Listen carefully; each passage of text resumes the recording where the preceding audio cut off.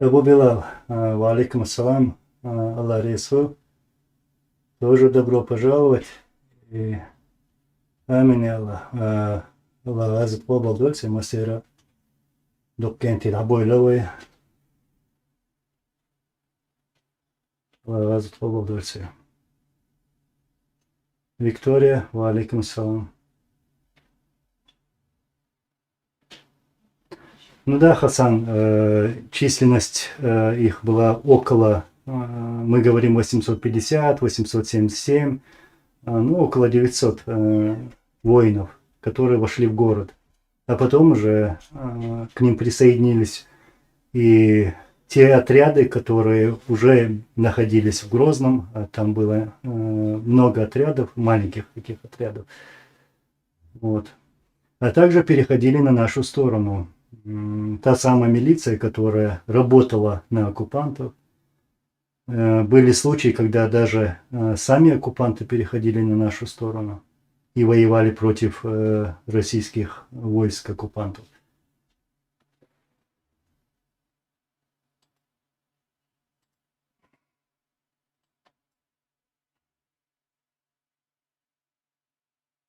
Муслим, Аллах рису, Аллах рису.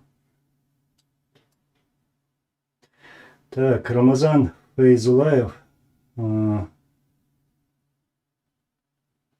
пока вот так пройдусь по вашим вопросам, а потом уже начнем.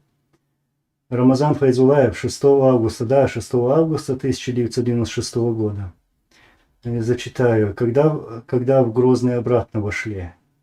ФСБшника, когда воины окружили. Да, вот именно про эти события. И вот можно сказать, все это происходило до 22 числа, то есть несколько недель.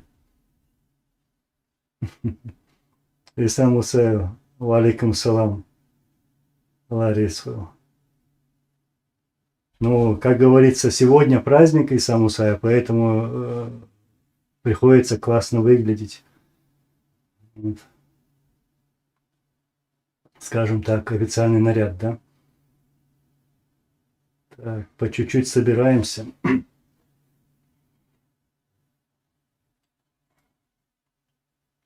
Джон Ратия, Гамаль Джоба. Самочувствие вот такое.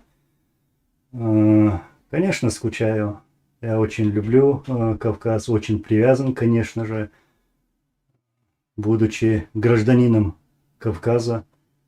Это моя родная земля, наша родная земля. Вот именно Тейп Тукумович. Только раб не будет рад этому дню. Алейкум салам. From Republic Ичкерия. Анзор партию маршу Нисобар ты возглавишь. Ну почему? Почему я?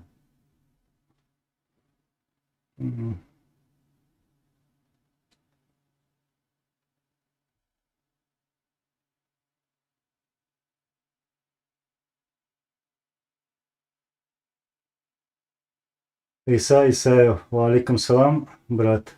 Аллах рейс, он маршал с Ингушетии. Свегораду маршал, Аллах рейс, он слушай. Аллах рейс, шугича, шу вай вежри сун докумахит. Вай цавежри ду, вай цакам ду. Иштавле сун талан.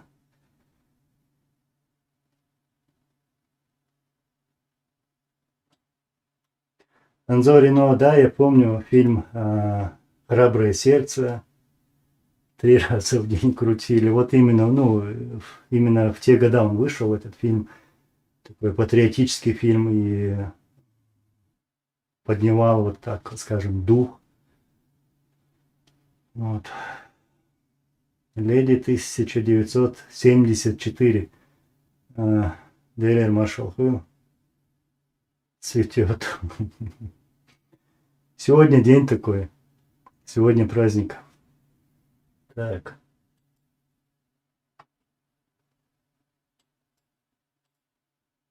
Хасан 95, говорят, немало ингушей было в тот день с нами. Ну, они всегда были с нами. И еще до того, как война началась на территории Ичкерии, то есть когда еще российские войска не ступили на территорию Ичкерии, она, можно сказать, началась уже в Ингушетии. Потому что наши братья противостояли им, начали вот это противостояние.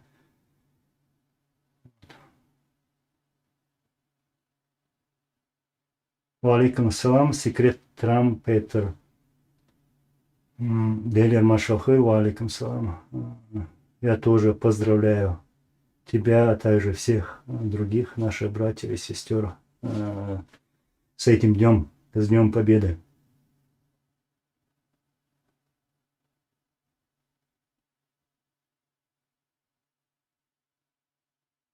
Так, по чуть-чуть собираемся. А сейчас начнем.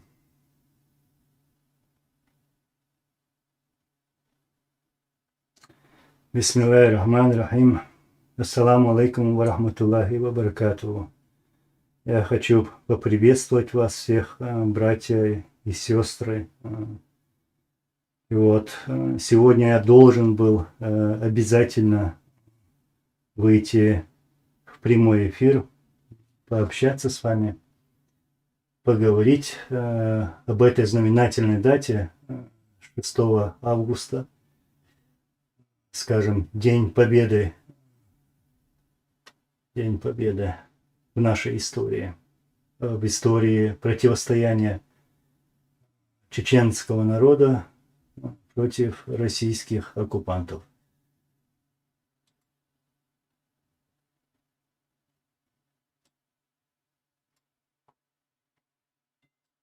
А теперь, да, отвечу сначала на ваши вопросы.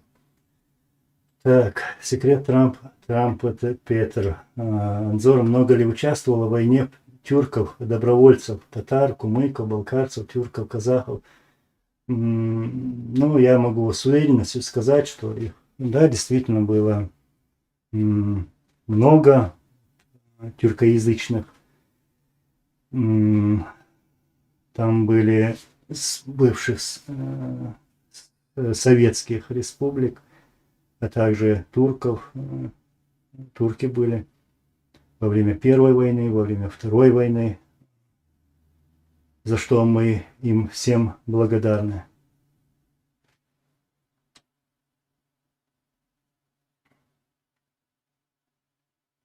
Виктор Маркович, добрый вечер.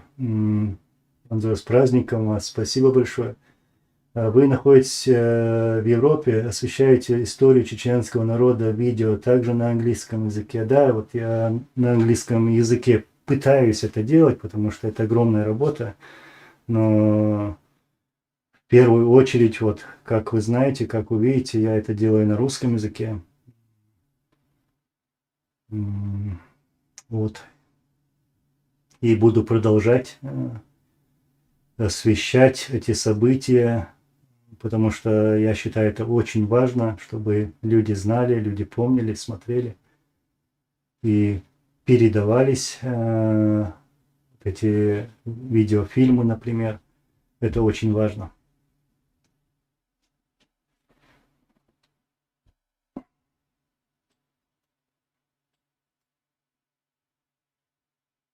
Валикум салам, горы Кавказа, а также другие.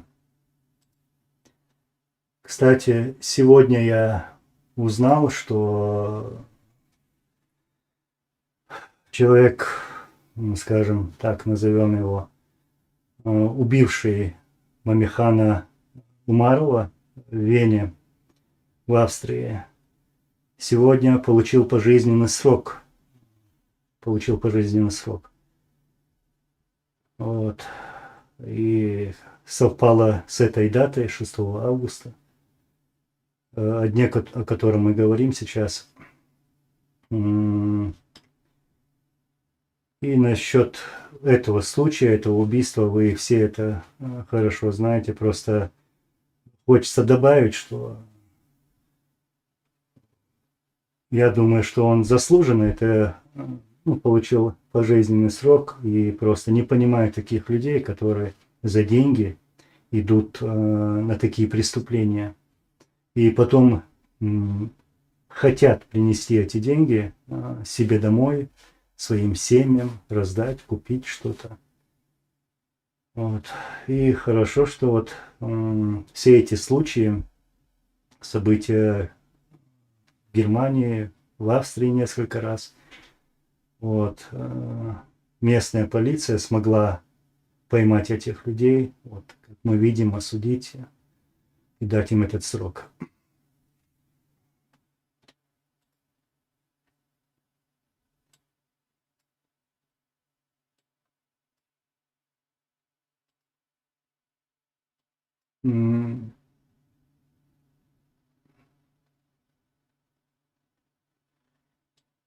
Так, Юсуф Соборо 6.08.1996 бедных Ванюшек отправили домой. Ну да, скажем так, что мы позволили им уйти. И это огромная тема, и это займет много времени говорить об этом, но подетально имеется в виду. Но я коротко скажу, что это была уникальная операция, потому что, как я говорил в том видео, которое буквально недавно выпустил, и я в этом видео говорил, что об этой уникальной операции, что эта операция была задумана именно для того, чтобы блокировать, а не уничтожать, а не убивать даже этих оккупантов. Мы их блокировали, мы заставили, принудили капитулировать и позволили уйти живыми, здоровыми. Вот эти, я не буду называть количество, огромную армию оккупантов. Я считаю, что они должны благодарить нас, чеченцев, за это, за то, что им позволили уйти. Вот была у нашего военного руководства была именно такая задумка по блокированию этой армии и вот принуждению капитуляции.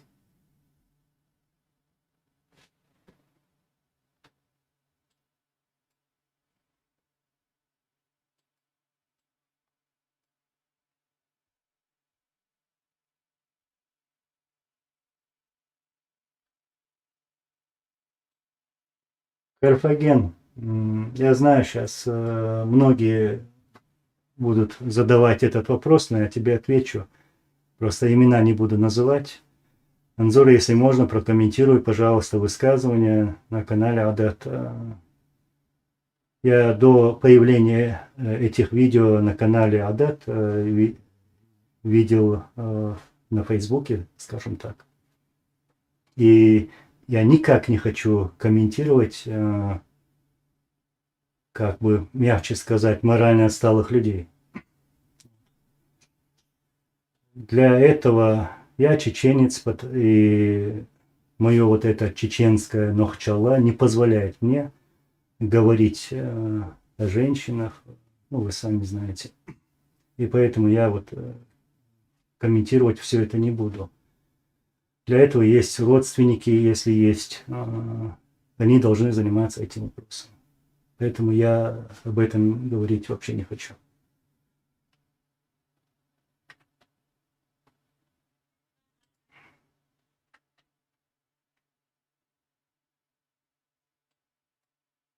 Алейкум салам ва рахматуллахи ва баракатуху.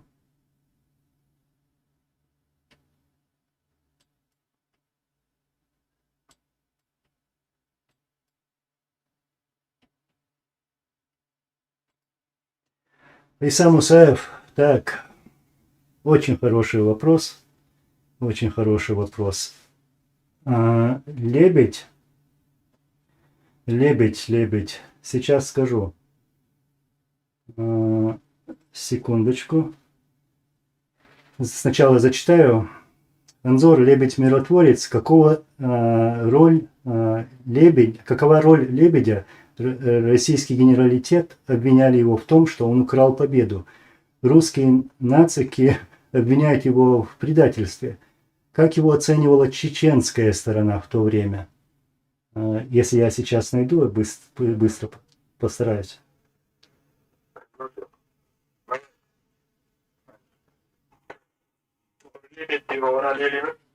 Вот, я дам послушать одну запись сейчас, минуты-две.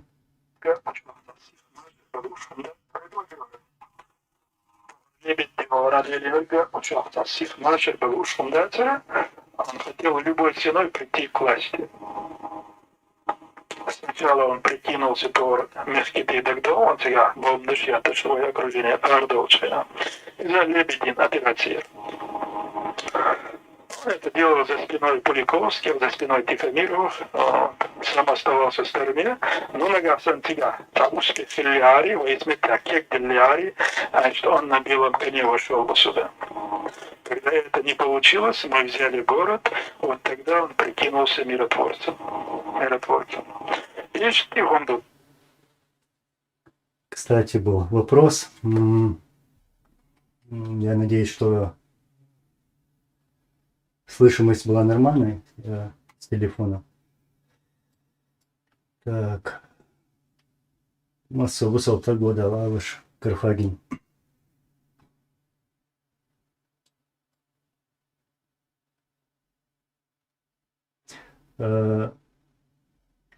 Так, Анзорино. Авиацию просто полноценно они не могли тогда применять, а без авиации российские оккупанты слабые духом вояки. Ну, да, именно когда планировалась вот эта операция, большой расчет делался на то, что наши отряды будут поблизости, рядом к российским войскам. То есть таким образом, что российские оккупанты не могут применять авиацию, установки «Град», «Ураган», «Смерч», артиллерию. В первые дни, скажем так, они начали ее применять, там, вертолеты, артиллерию, но потом получилось так, что они давали огонь по своим же. И я помню этот радиоэфир просто был забит голосами этих военных, российских военных, которые буквально умоляли вот эту авиацию и артиллерию прекратить огонь, потому что они несли потери. Вот, и они уже под конец начали более аккуратно, на окраинах и так далее.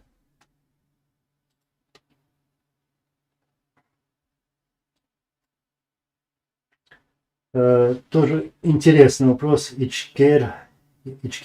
Анзор, твой канал атакует, скручивает просмотры, исчезают комментарии.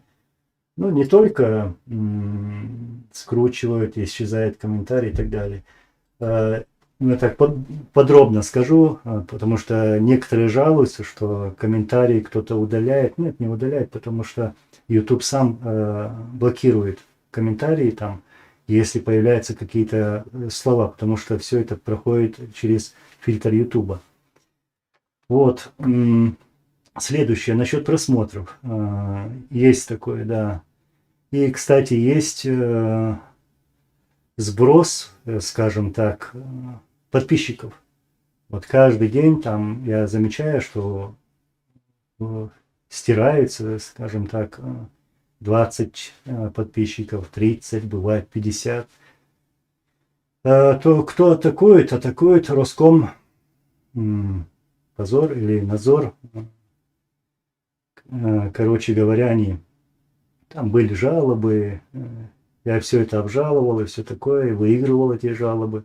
У них это не получается. И я, как я говорил ранее, я стараюсь сделать так, сделаю все для того, чтобы быть аккуратным, чтобы не было никаких зацепок. И пускай работают. Так что такое. Виктор Маркович, Так, тоже интересный вопрос. Граждане Норвегии хоть немного в курсе последних двух не чеченско-русских, а российско-чеченских войн.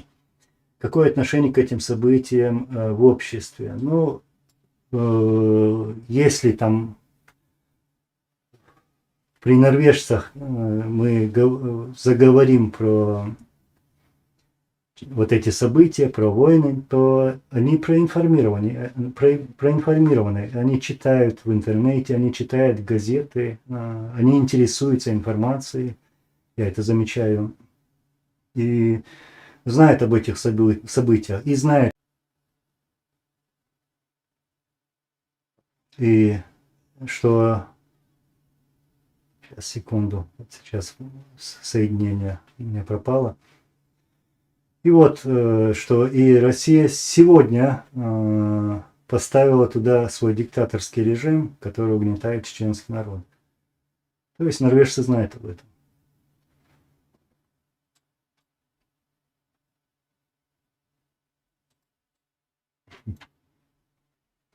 ИО. Анзор, ты хорошо был знаком с этим чудиком в военные годы. Ты можешь назвать один бой, где он участвовал? Может, слышал? Я никогда не слышал. И никогда не видел во время вот этих событий, где я его помню. Это после окончания войны. У нас был главный штаб в Аргуне. Вот. Я там его заметил. А насчет боев... Только сказки.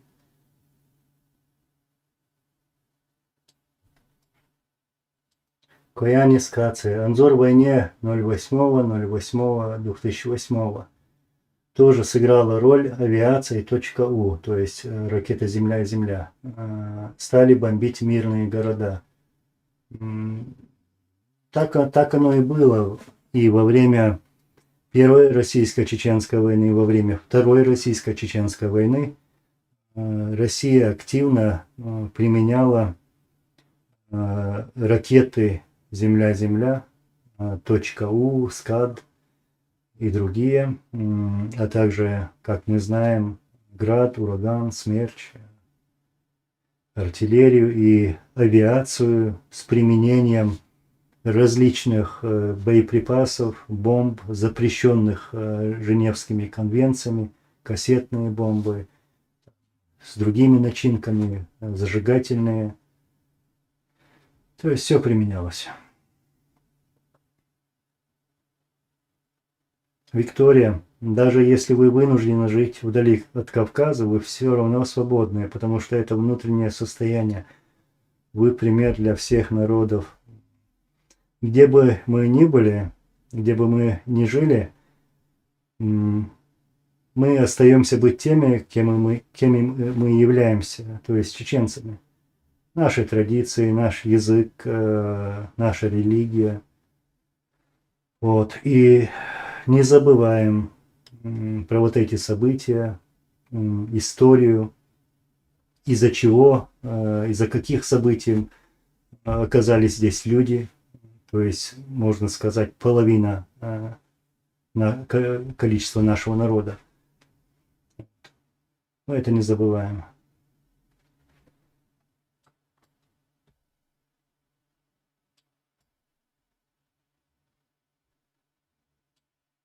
Анзори, но грачи, лебеди, не знаю, но полетят точно. Это было во время, когда он сказал, Джохар Дудаев это сказал, первый президент Чеченской Республики Ичкерия, он сказал это в декабре 1994 года, когда авиация уже начала бомбить центр Грозного.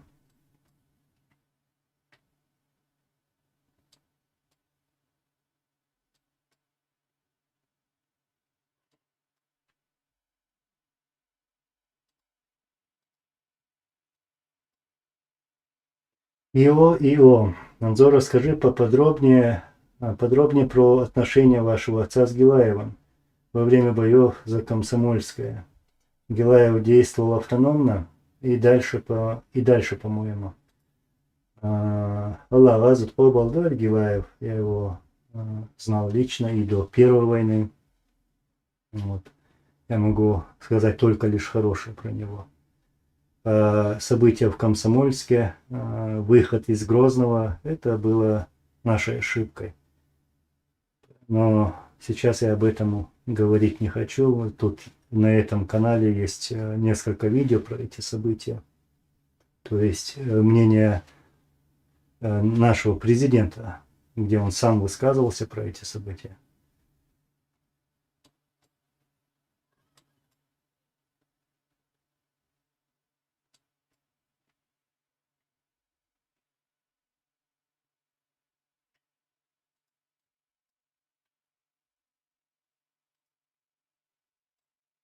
И сам Усаев, потери были наверняка, хотя цель была блокировать. Можно сказать об этом? Есть статистика. Ну, есть статистика российская, где они там говорят, что, ну, я так примерно скажу, сколько они сказали, 2000-2500 человек, то есть этих оккупантов, убито, то есть это российская статистика. И там какое-то количество наших воинов. Ну, я точно с уверенностью могу сказать, что убитых российских оккупантов было больше. И было большое количество бронетехники уничтожено в эти дни. Это были конкретные бои. Мы, можно сказать, мы им дали жару, хорошего жару. И пинка. А вот потери с нашей стороны, да, были с нашей стороны тоже потери. Но сейчас я тоже конкретно не могу сказать. Но если так посмотреть на эти события, ну, скажем, человек 100, например, 150, вот так. Но не такие огромные, как это говорят российские СМИ.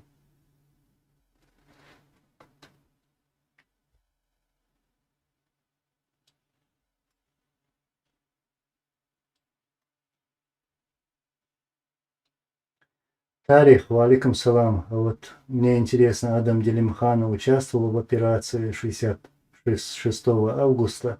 Вы его видели вообще в те времена? Он ведь был водителем. Да, вот именно я хотел сказать, что он был водителем. Я увидел его там. Увидел его там.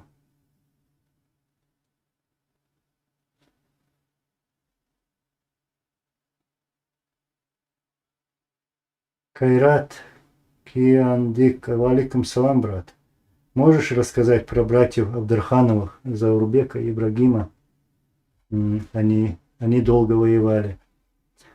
Да, действительно, это братья Ахмада Абдраханова. Вот, многие из вас знают, кем являлся Ахмед Абдраханов.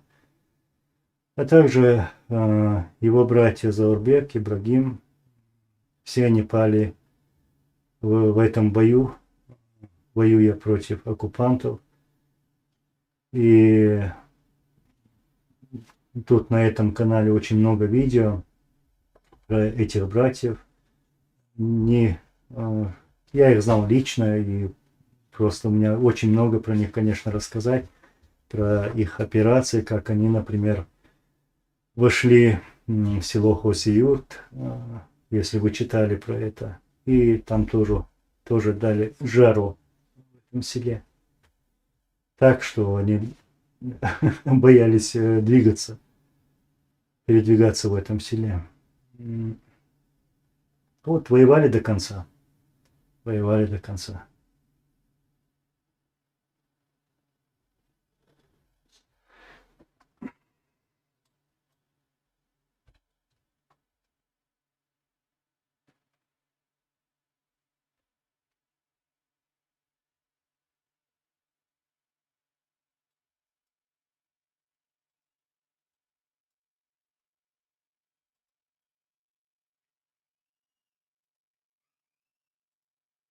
Так, секунду. Приходится фильтровать тут некоторых. Мгм. Да, Анзорину, вижу, вижу. О, нытики прошли. Шерхан, Вараев, Хоцах, Хундва, Цартуан Болш. Лила Туамгин, Вукхауи, Ашефауи, Туамгин. Цанни Метя Гинавац, Цахум Динавац. Дереге Дицер, что. Инца, а инкубатор чего мегадон.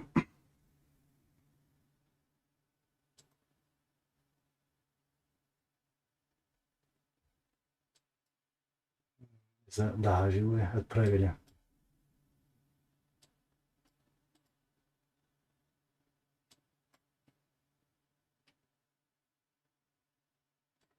Маулен Ажаев. Так, Анзор, как вы относитесь к Хасбулатову и Гантамирову? Я просто ничего не могу сказать о них. Я просто не понимаю их деятельность. И вы сами должны знать мою позицию по этим людям, потому что они работают на российских оккупантов. А мне какая разница, какая у человека фамилия, если он на той стороне, на стороне тех, которые убивали чеченский народ. Для меня все они одинаковы. Вот такая вот позиция.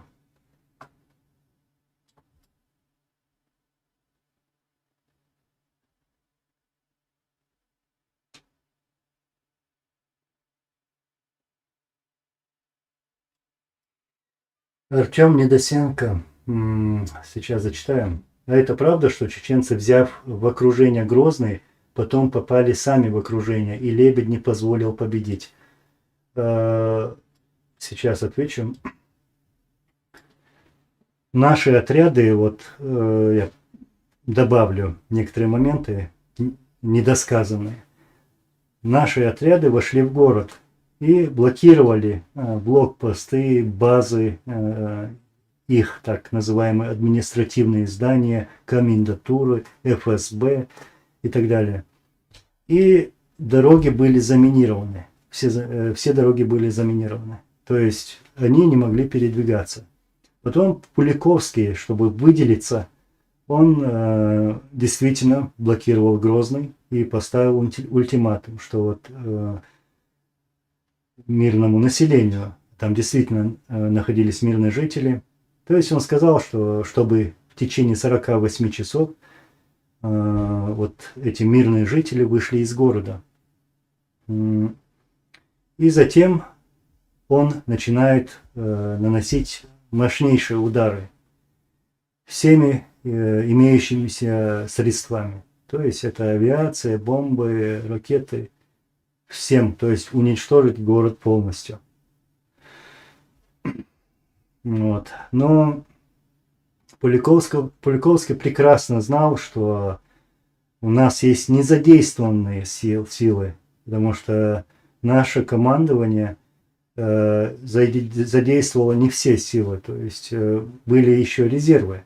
То есть эту операцию планировали военные, наши военные, грамотные военные, в отличие от российских генералов.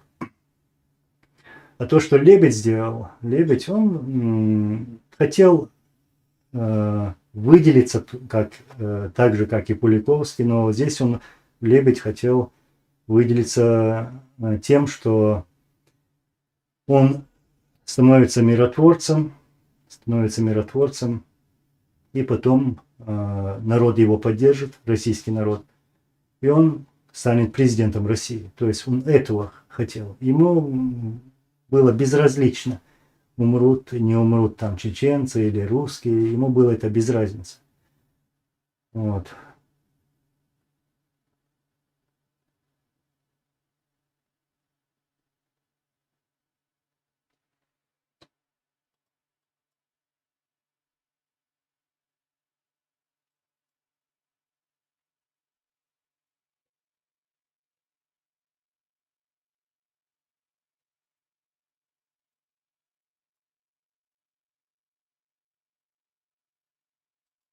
Кайрат Кюандик, не знаю, как это правильно читается, но извиняюсь заранее. Так, Анзор в 99-м году, когда Басаев пошел в Дагестан, опять Басаев. Его же позвал дагестанец Багаудин. Как считаешь, там российские спецслужбы подстроили все так с расчетом на это? И этот, который просил помощь, марионетка. Об этом мы много раз говорили. Все это было подстроено. Если бы не было бы дагестанских событий, или если бы даже не было бы Басаева, то бы нашли бы любую причину. Ну, скажем так, взрывы домов своих граждан в России. Вот. Затем нас обвинили, чеченцев, что мы это сделали. Хотя это не доказано, никто не пойман. Наоборот, мы доказываем то, что за этим стоят спецслужбы России. То есть они давно готовились к этим событиям. Там работали спецслужбы, приезжал Степашин, все это знали. И чеченское руководство предупреждало российское руководство, что в Дагестане что-то будет. И как мы потом узнали, вот произошло это.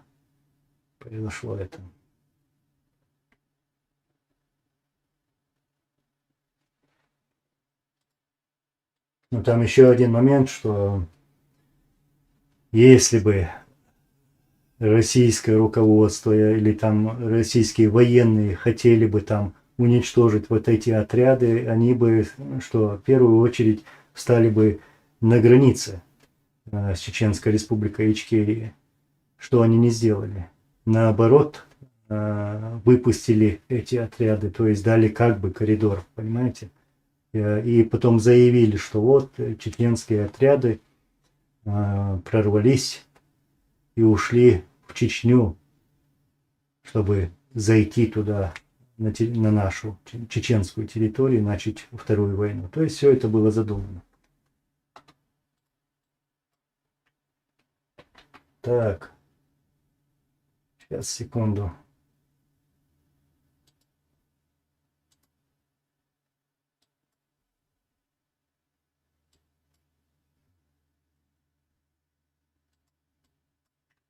Артем Недосенко, я к чему спросил? Трошев пишет в своих мемуарах, что победа была в кармане, раз взяли Грозный в кольцо, а Лебедь все испортил. Ну, как говорится, после драки руками не машут. Надо было Трошеву, там, Пуликовскому, Шаманову и другим там недогенералам, надо было это доказать во время этих событий, а не сидеть после этих событий и писать мемуар, вот, мы бы это сделали, мы бы это, мы бы другое. Вот почему они это допустили и почему они это не сделали в то время, когда мы были в Грозном. Вот.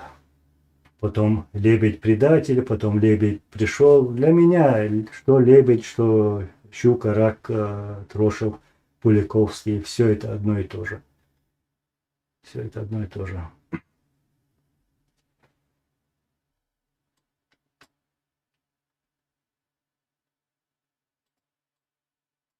Сулейман Вехал. Валикум салам. Мне вот интересно, почему вы все любители воевать здесь? Нет, почему? Мы не призываем никого воевать. Мы не призываем других людей к каким-то там революциям, к войне. Мы говорим про историю нашего народа. Это наша история. И как я вижу, Сулейман, это не твоя история. Твоя история. Воевать здесь.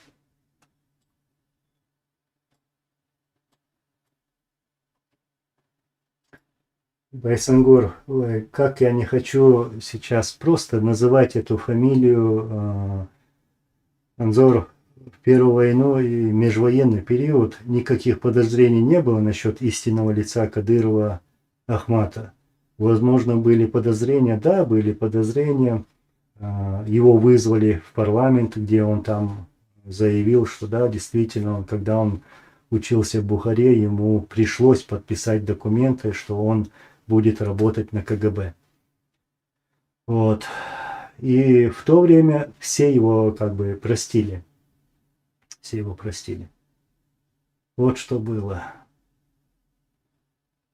И почему я говорю, что я не хочу называть эту фамилию, да, просто я не хочу говорить о марионетках, о рабах Путина, потому что враг наш,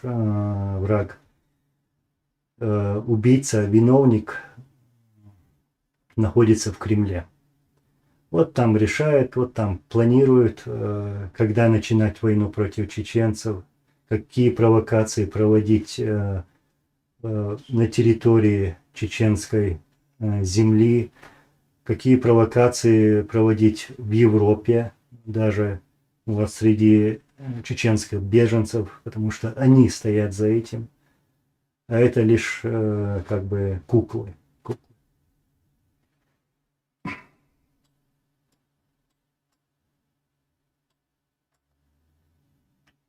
Виктор Маркович, сейчас я чуть-чуть отстаю от ваших комментариев, вопросов. Анзор, скажите, чеченская диаспора в Европе уделяет ли внимание обучению детей своего родного языка, культуре, религии, то есть сохранению своей национальной идентичности? Да, это в первую очередь религия, культура, язык, традиции, наши обычаи. Все это прекрасно, все это очень важно. Так же, как и история нашего народа. И я знаю, что во всех странах, где это возможно, открыты школы, и наши люди, которые здесь находятся, и старый млад посещают вот эти школы. Вот. Есть такое, да, это очень важно.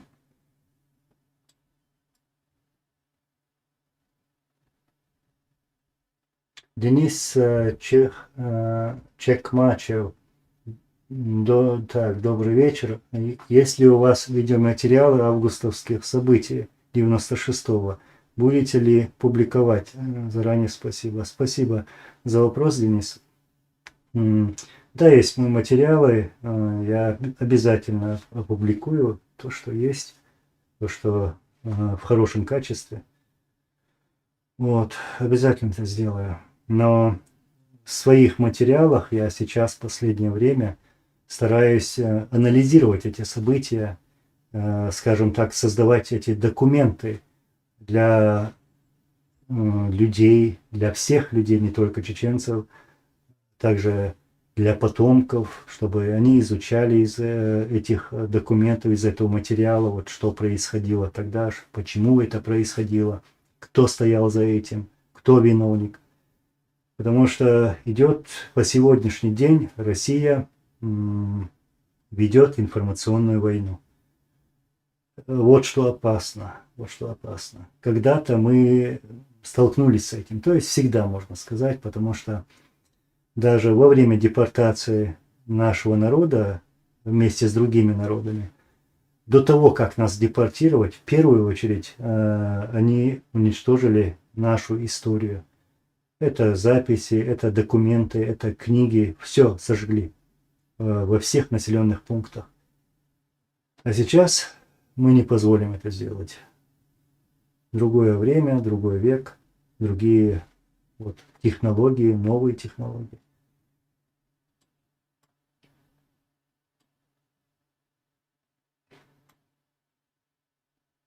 Игеноев, валейкум салам, Савыш.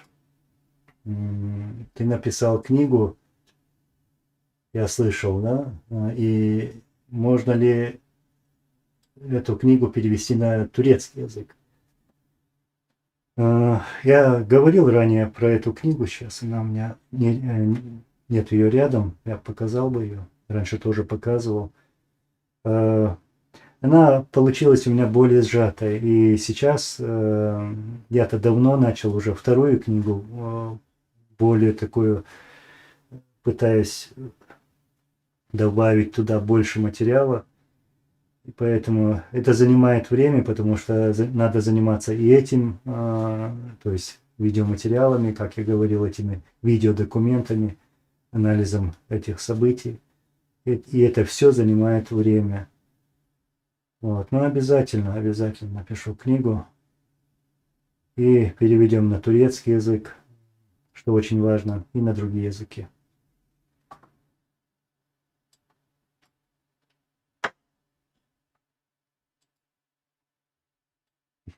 Сулейман въехал.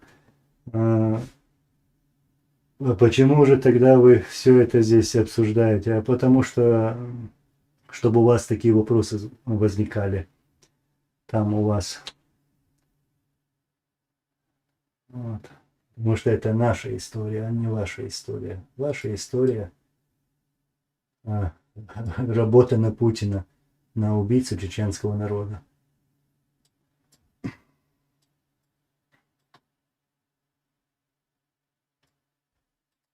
Илья Павлов. Зачем Чечне нужна независимость? У нее нет другого пути развития, кроме как с Россией. Ну, Чеченская республика Ичкерия. Вот, сначала я поправлю. Почему нам нужна эта независимость? Да? А потому что, чтобы у нас были гарантии безопасности для нашего народа. Чтобы эта же Россия не имела права, когда им взбредет в голову, назвать наш народ то бандитами, то террористами, а потом начать войну. Мы хотим поставить точку, наконец, в этих отношениях. То есть, чтобы у нас были вот эти гарантии. А жить без России мы сможем и будем жить даже лучше, чем сейчас, скажем так. Никаких подачек от России нам не нужно, потому что у нас есть наши соседи, хорошие соседи. Жить мы сможем без России. Я про соседей почему говорю? Потому что есть выход в другие страны, не обязательно через Россию. То есть, если вы вот там построят Великую Китайскую стену, выживем. И вам будет хорошо, и нам будет хорошо.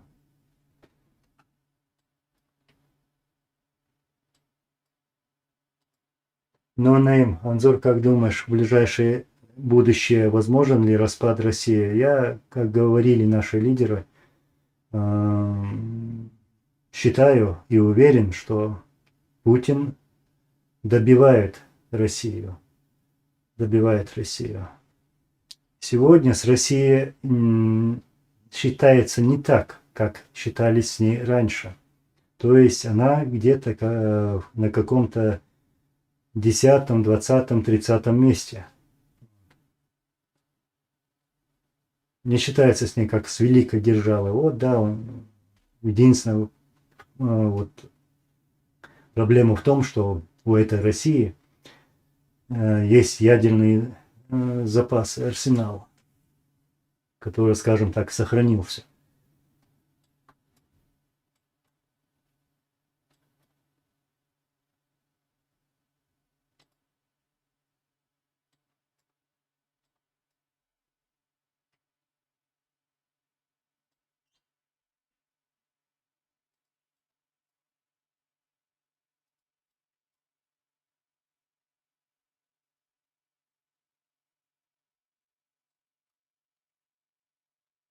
Так, секунду. Иса Мусаев, пресс-секретарь президента Чеченской республики Ичкерия Масхадова Вачагаев пишет, что Масхадов добился хасавюртовских соглашений благодаря Лебедю. Прокомментируй, если можешь. Сейчас, секунду.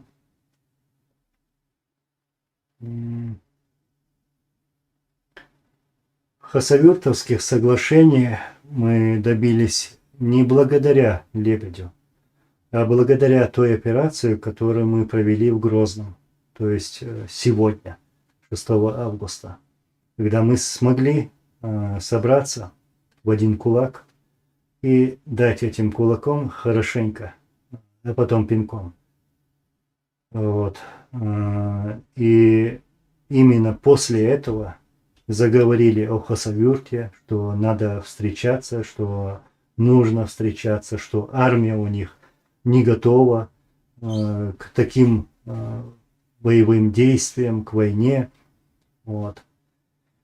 То есть это не заслуга даже Лебедя, скажем так, а заслуга тех наших героев, чеченских воинов, которые воевали, мужественно воевали против российских оккупантов.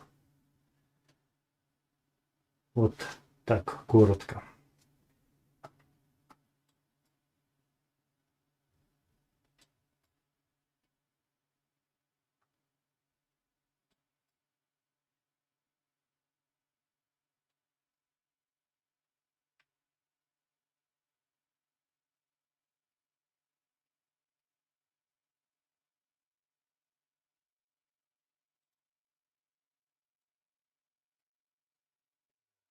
Это я потерял это. Так. Секунду.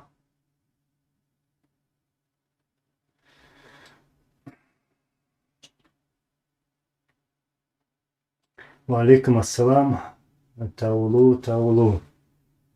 Спасибо, брат. Спасибо. Анатолий Светлов. Гарантии безопасности никто никому не даст в этом мире. Ничего, добьемся. Мы подождем. Все изменится в лучшую сторону. И придет этот день, когда эти гарантии у нас будут, у нашего народа.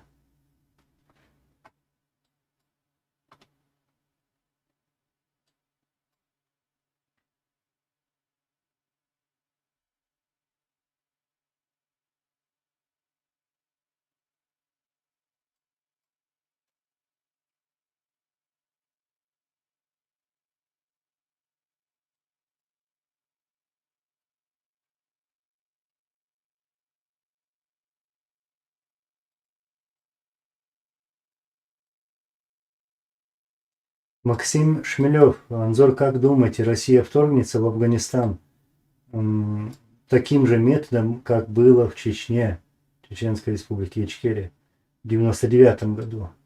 Будет ли провокации со стороны России в Афганистане, мол, афганцы, талибы, напали на соседние государства Российской Федерации?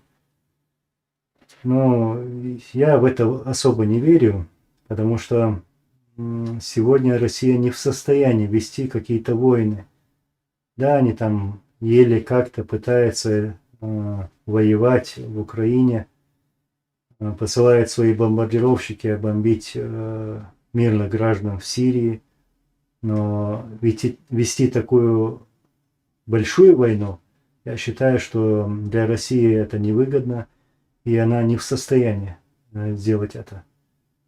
И им это будет невыгодно даже, потому что там у них Украина, здесь у них Афганистан, то есть на 2 фронта, и получается Сирия на 3 фронта. Воевать им будет тяжело. И Россия сделает все, чтобы они как бы смогли бы избежать вот таких событий, такой войны.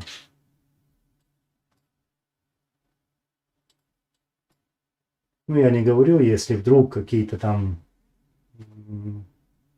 произойдут большие события, то когда им придется, вот как бы так, когда они будут втянуты в эти события, вот тогда им придется.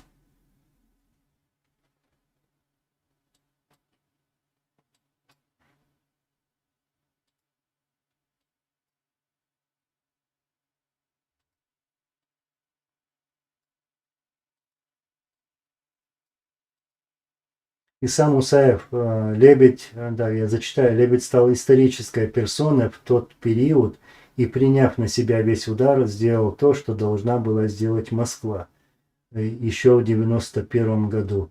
Но насчет Лебедя я давал послушать мнение нашего президента про Лебедя. То есть, что Лебедь, что Шаманов, что Пуликовский, никакой разницы в этом нет. Никаким миротворцем и Лебедь не являлся. То есть он хотел переиграть и думал только о кресле, о власти, стать президентом. И даже там были высказывания,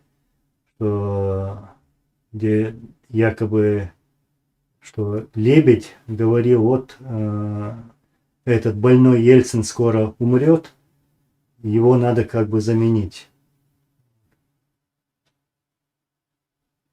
Так что вот такая историческая персона была Лебедь.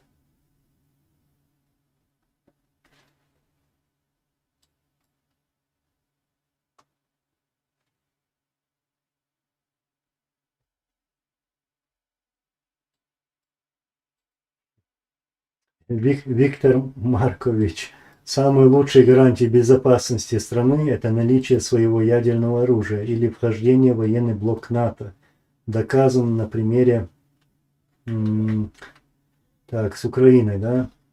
Да, я согласен, полностью согласен, но у нас нет и того, и другого. И все время, во время Первой российско-чеченской войны и во время Второй российско-чеченской войны нам приходилось воевать лицом к лицу, вот так, с российским агрессором, без какой-либо помощи извне. Да, были там десятки добровольцев, не более. Но могли воевать. Могли. А насчет гарантии безопасности, придет тот день, когда мы их обретем, будем искать отношения с другими странами, скажем так, с нашими соседями. Было бы очень важно, конечно, если бы сегодня чеченцы, Грузия, азербайджанцы, Украина, балтийские страны, другие страны, другие народы были бы вместе. Потому что все эти народы испытали много, что совершила Россия, Советский Союз с этими народами. То есть они были жертвами этого государства. И мы и так, если будем таким союзом, тоже можем обезопасить себя. Потому что Россия сегодня делает все, им не составляет никаких проблем напасть на Украину, на Грузию. Сейчас нападет, например, на Казахстан или там на Литву, на Эстонию. Примерно так говорю. И никто не заступится. Потому что у России есть ядерный боезапас. Ракеты, бомбы. Вот почему.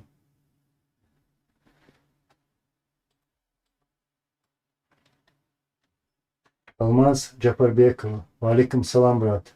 Спасибо, брат. Спасибо, брат.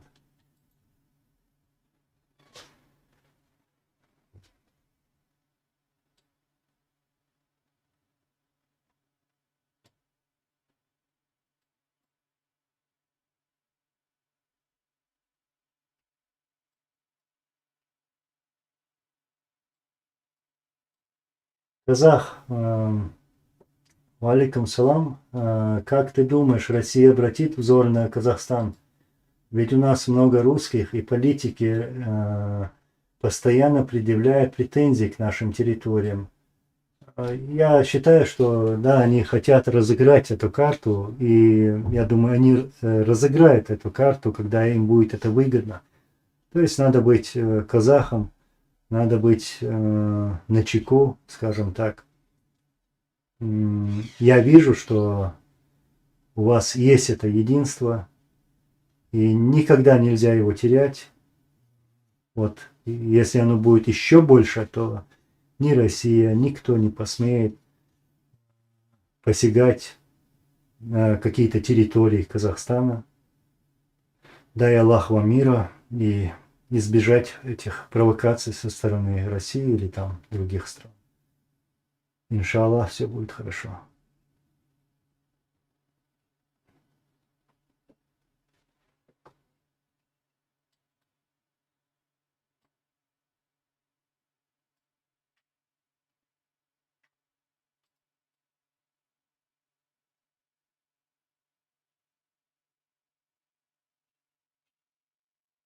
Анатолий Светлов, так, сейчас, секундочку. Ты так рассуждаешь, будто одна Россия воюет в этом мире.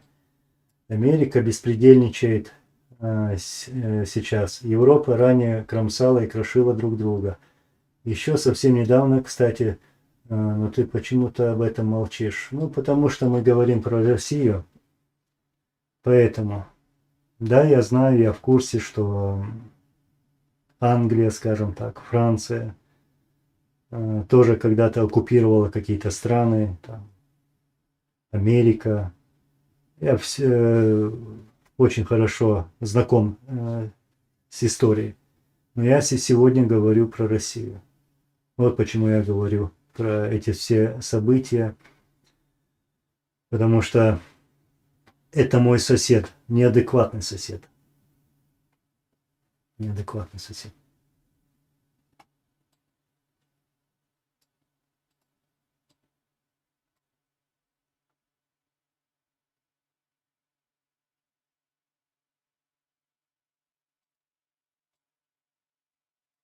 Исам Мусаев, брат Анзор, в такой день могли бы вы вместе провести прямой эфир с чеченскими блогерами. Но вместо этого я вижу, холодком веет.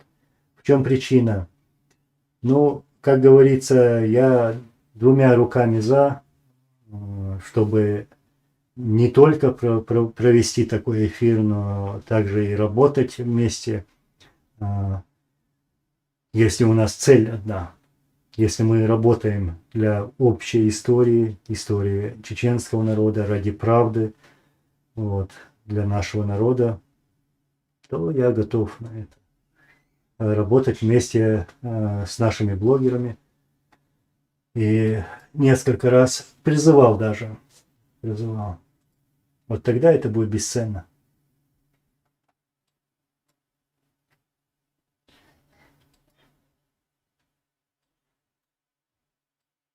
Илья Павлов. Чеченские войны – огромная ошибка, из-за которой погибли тысячи, и в итоге сидит бандит. Этого чудика я не люблю называть по фамилиям. На посту стоило того. Хотите новых безумных, безрезультатных войн. Ну, сначала скажем так, что эти войны, Илья, вы назвали чеченские войны. Нет, неправда, не так. Я подкорректирую. Российско-чеченские войны. Потому что не было никаких чеченских войн. Россия вторгалась на территорию чеченцев со своей армадой, то есть оккупанты. Поэтому, да, эта война и эти войны – это ошибка. Ошибка Кремля. И если бы российское руководство не начало бы войну в 1994 году, а затем в 1999 году, то многие люди были бы живы. И ваши, и наши. То есть по вине кремлевских чиновников и военного руководства России погибли эти люди. Мы услышали о штурмах Грозного, о бомбардировках Грозного под российскими бомбами, когда погибали мирное население, скажем так, 45, 42, 43, 45 тысяч чеченских детей было убито в этих двух войнах. Представляете? Вот. И, конечно же, я скажу, что никто не услышал бы про Нордост, никто не услышал бы про Беслан, про Буденновск и так далее и тому подобное. И я эту вину, которую вы пытаетесь возложить на нас, на чеченцев, я беру эту вину и отдаю вам. Имеется в виду руководству России. Вот где виновники. Вот где россияне должны требовать, показывать свое недовольство. Не надо винить чеченцев, не надо вешать ярлыки на нас, чеченцев. Чеченцы не виноваты, что мы хотели жить, имея нормальные отношения с Россией, быть свободными, независимыми. Это не наша вина. Вот.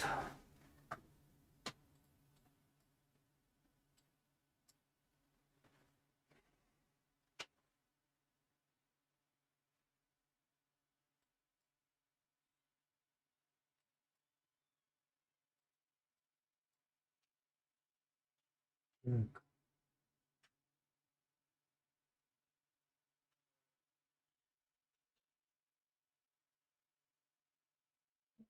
Ну, в чем тебе прикол? Рейс масса нахуй. Но Наим, Анзор, у нас в Казахстане живут много чеченцев, и они уже стали частью казахов. И не думают уезжать. Как думаешь, они будут защищать Казахстан, свою родину, если будет конфликт с Россией? Я с уверенностью скажу, что будут. Будут. И могу с уверенностью сказать, что Казахстан это для многих из нас, то есть, ну, в основном наших родителей, для отцов и матерей, это родина, вторая родина. Они там многие родились, и мы знаем, как нас приняли казахи в то время, я имею в виду про депортацию чеченского народа и других народов в то время Иосифа Сталина. И также помню, как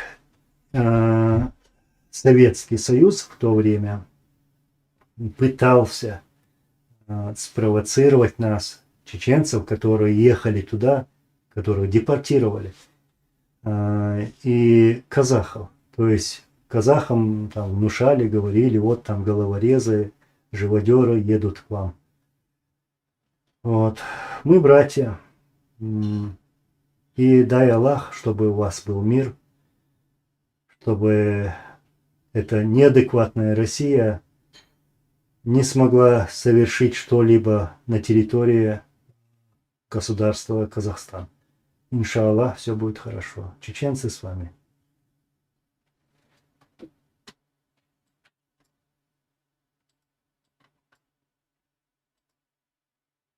Александр Серов, Анзор, как ты оцениваешь текущее положение духа чеченцев в Чечне после всей этой русской пропаганды и кулака? Думаешь, что чеченцы снова восстанут? Ну, я скажу, дай Всевышний, чтобы не было войны, в первую очередь. Но, во-вторых, я скажу, что Россия проводит огромную работу над чеченским народом, над чеченской историей. Вот. И вот как вы говорите насчет пропаганды и кулака, да, они пытаются подавить чеченский народ. Но им это не удается, как вы видите, и не удастся. Если надо будет, когда надо будет конкретно, то восстанем. Это знает лишь Всевышний, поэтому я не могу говорить заранее.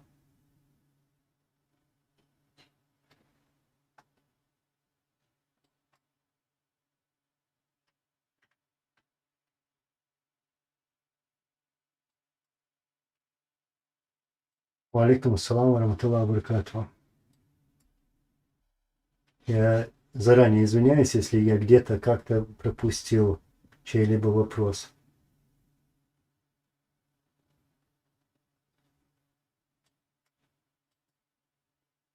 Добрый вечер, Чатишер Кригер. Добрый вечер. Согласен. Тоже насчет Казахстана было.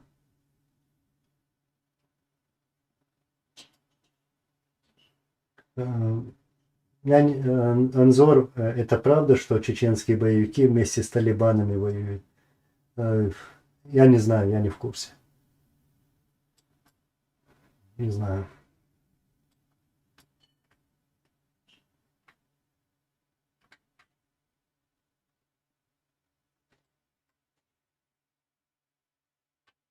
Анзор, Рено, Нордост, Беслан – это мелочи по сравнению с тем, что творили российские варвары в Чечении. Да, конечно же, было бы хорошо, если бы то, что произошло в Москве, в Нордосте, и в Беслане, и в других городах, если бы это все не произошло бы. Это трагедия, да, действительно трагедия, то, что произошло в Нордосте, и то, что произошло в Беслане. И были многочисленные обращения, соболезнования по этому поводу с нашей стороны. И я тоже согласен. Вот, например, буквально недавно я выставлял видео про российских летчиков. Вот этот летчик в январе 95 года сбрасывает бомбы на рынок в городе Шали, на больницу в городе Шали и на авторынок в городе Шали. И сбрасывает кассетные бомбы, шариковые бомбы. Это ужасное оружие, это запрещенное оружие, но оно применялось у нас на нашей территории, на чеченской земле. И в тот день погибли сотни человек. Сотни человек. Но почему-то никто не заикается про эти жертвы, про жертвы моего народа, нашего народа. Как в 99 году, в октябре, российские военные еще, они обстреляли тоже центральный рынок, именно скопление людей. Они прекрасно знали, что там военных нет. И обстреляли мечеть, обстреляли поселок Мичурин, это был, а также больницу в городе Грозном. Опять же убили мирных жителей, сотни мирных жителей. Почему-то об этом тоже не говорят. Вот. Таких случаев много. Новые Алды, когда они вошли в этот поселок и зачищали этот поселок от мирных жителей. Расстреливали, сжигали, бросали гранаты. Там они убили женщин, стариков, а также Самашки, тоже сотни людей. И вот таким образом, с таким варварством они убили более 200 тысяч мирных жителей. Почему-то об этом не говорят ни в России, ни в мире вообще.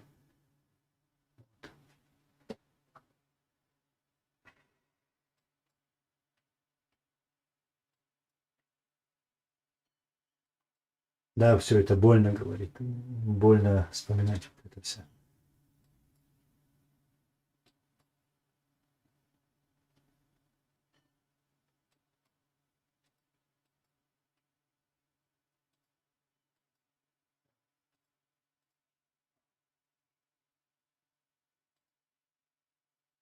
Сашка Белый, Анзор, как ты относишься к Закаеву? Как ваш отец к нему относился? Есть моменты, где согласен, а есть моменты, где и не согласен.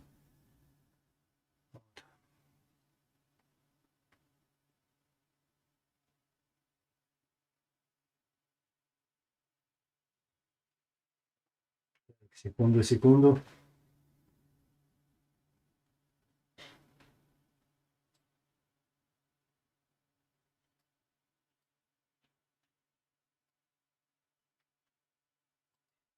Я вот не буду отвечать на этот вопрос, но скажу именно про какой вопрос я говорю, что кто-то там про Гилаева говорил это и другое. Я эту тему обсуждать не буду.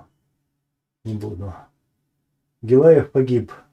Гилаев это был сын своего народа, мужественный воин, и он погиб от рук оккупантов. Аллах разум поблагодарен.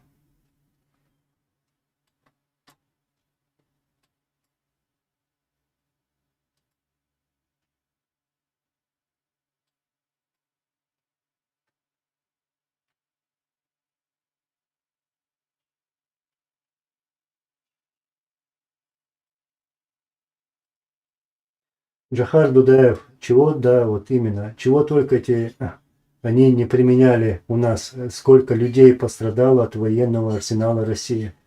Ну, там даже не только арсенал, не только оружие применялось, там ракеты, бомбы, пулеметы, автоматы, но буквально во всех больших населенных пунктах находились тюрьмы, концентрационные лагеря, фильтрационные лагеря, как мы их называли. Там людей пытали, там людей членили, сжигали, вот, убивали мирных жителей. К примеру, такие тюрьмы есть и по сегодняшний день. Эти пыточные камеры в Хос-Юрте и всеми известная тюрьма, концлагерь в селе Чернокозово, где были убиты тысячи чеченцев. Вот. И там, вот я просто не хочу сейчас все это пересказывать, какими методами они убивали людей в этих концлагерях. Но скажу коротко, хуже, чем в концлагерях, которые делали вот фашисты во время Второй мировой войны.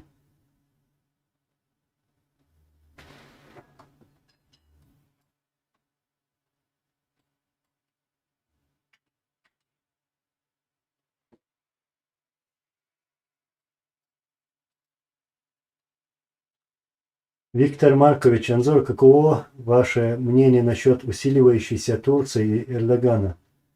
Может быть гарантом быть гарантом безопасности для чеченцев?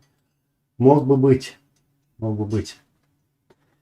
Но да, я вижу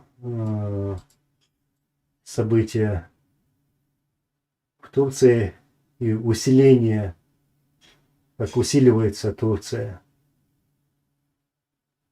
И я считаю это хорошо. У нас хорошие отношения с Турцией, с турецким народом. И, как вы все знаете, там сегодня горят леса. Буквально вот вчера это было. Со мной связался один мой знакомый. Он мне такую радостную новость рассказал, что чеченцы участвуют в тушениях этих пожаров. Мне это было очень приятно. Потому что, как я знаю, как мы знаем, турецкий народ нам всегда помогал во всех войнах. Во время Первой российско-чеченской войны, во время Второй российско-чеченской войны. И мне очень приятно, что те чеченцы, которые находятся, живут в Турции, вот, активно помогают в тушениях этих пожаров. Вот.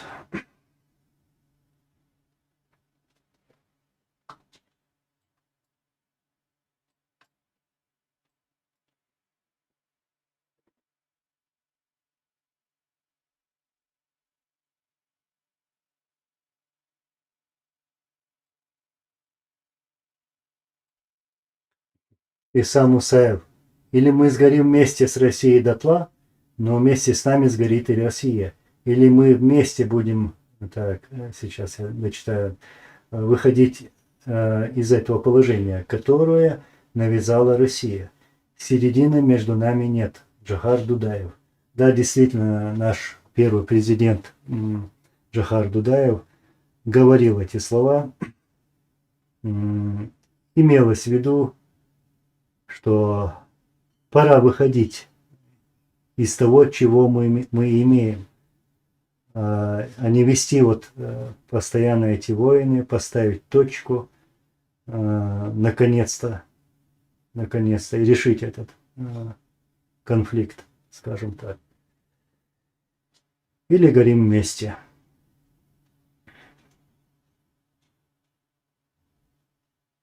Так что это был своего рода призыв Джохара Дудаева, как ты сказал, или мы вместе будем выходить из этого положения.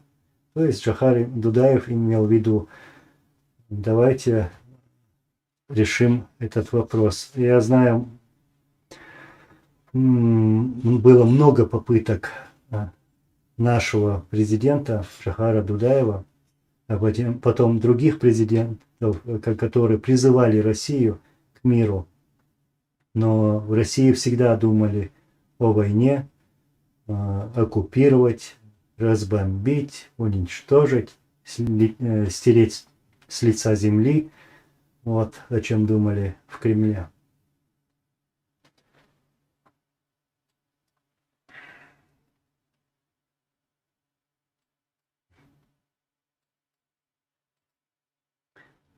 Вольф Александра, про Руслана Хайхароева что скажете? Я скажу лишь хорошее, я его знал лично. Он воевал мужественно против российских оккупантов. Он погиб, он был убит. Далдеха воля.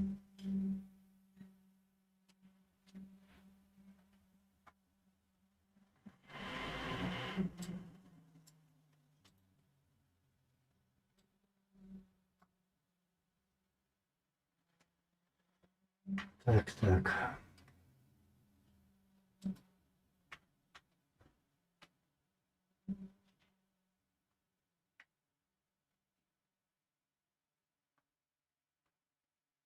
Сашка Белый, расскажите свои воспоминания про события в Гудермесе в 1998 году. Наша ошибка, которую мы допустили. Но мы смогли завершить этот конфликт между собой. Посредником тогда был Ваха Арсанов, вице-президент Чеченской республики Ичкерия, который договаривался и с той, и с другой стороной. То есть это была провокация, большая провокация России, чтобы чеченцы начали убивать друг друга, чтобы потом уже войти на территорию Чеченской республики Ичкерия как миротворцы. И как многие знают, и я еще раз повторюсь, что этот огонь хотел разжечь именно Ахмад Кадыров, который призывал: надо атаковать, надо убивать, хотя прекрасно знал, что рядом на границе стоят российские войска, чтобы войти на территорию Чеченской республики Ичкерия. Это была провокация России. Мы на это не повелись. Мы не стали стрелять друг в друга.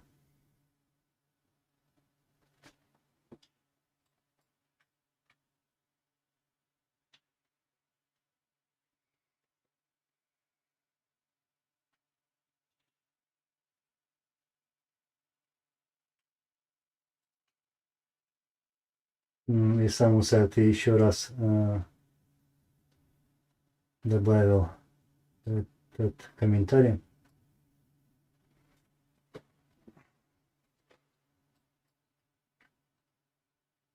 Алана Алиева. Турция на одной ноге с Россией. Почему тогда помогают чеченцы им? Потому что турки наши братья, вот, там и логика. А то, что Турция на одной ноге с Россией, это неправда. Неправда.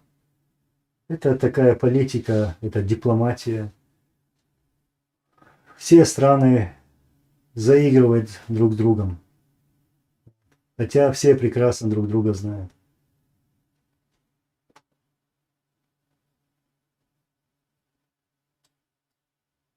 Юсуф Соборов, Аха Арсанов, конкретный борс. Да помилует его Аллах, амин.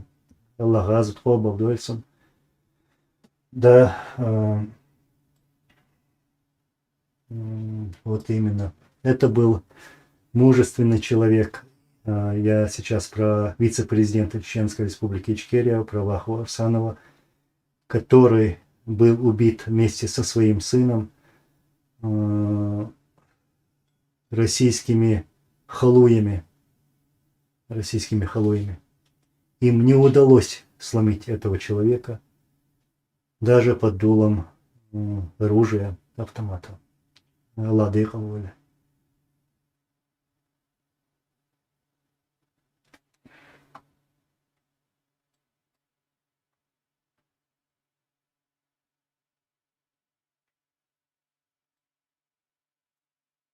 Анзор Аслан Масхадов, когда Аслан Масхадов поехал в Америку в 1998 году,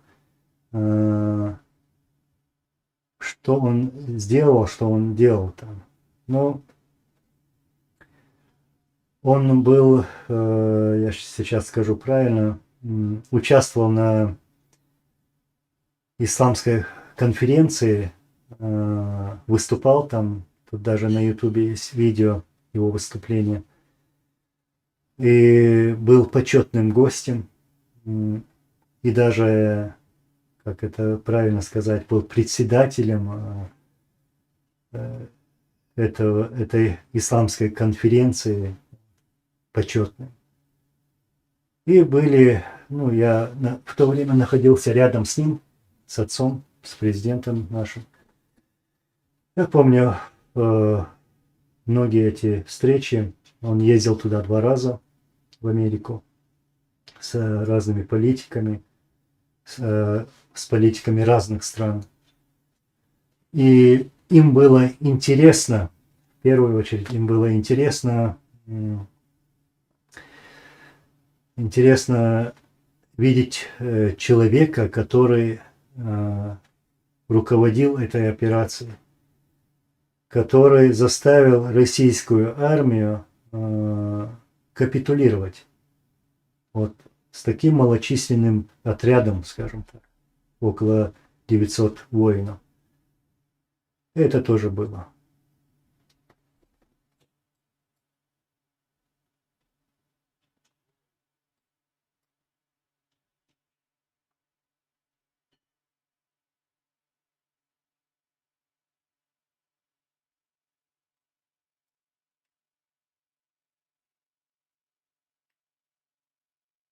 Виктория, Анзор, держите, здесь провокаторов набежало.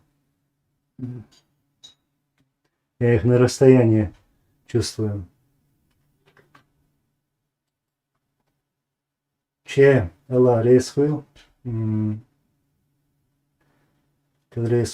Анзор, почему такое слабое освещение и отсутствие мероприятия со стороны представителей Ичкерии? В связи с годовщиной 25-летия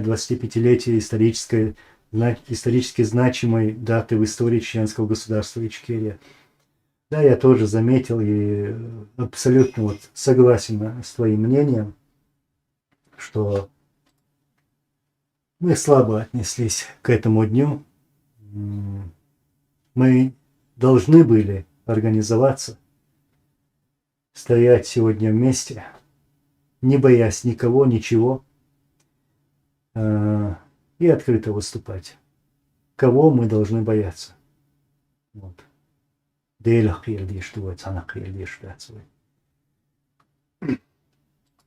все те, которые говорят, что они якобы за Ичкерию, я считаю, что должны были бы быть вместе. Да, сегодня с одной стороны тяжело пересекать границы и так далее, но есть страны, куда можно и поехать. Это тоже не проблема, я считаю. Дадиш Шумдеров. Я возлагаю эту вину на тех людей, которые занимаются вот громкими обращениями, заявлениями, считают себя там правительствами. Я буду в первую очередь винить их. Не смогли организовать это. Но должны были. Да, и то хорошо, что мы здесь, мы можем так обсуждать это, говорить об этом. Личам дикардара.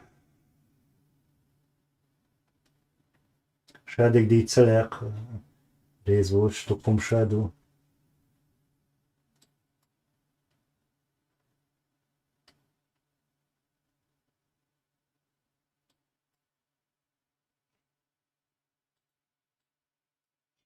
Мистер Б. Анзор нужно брать все в свои руки. Я полностью перечитывать не буду. Но я просто добавлю, что хотите правду? За 20 лет, сколько? 21, да. Мы не добились особо ничего не добились. Но могли бы добиться, если бы у нас было бы единство. Единство. Среди тех людей, вот о ком я сейчас говорил. Если бы мы были бы вместе. Вот, и как ты сказал, взять все в свои руки, в наши руки. Так, Аллаха Толам Нурбар, вот Идер. Аллах помог бы нам.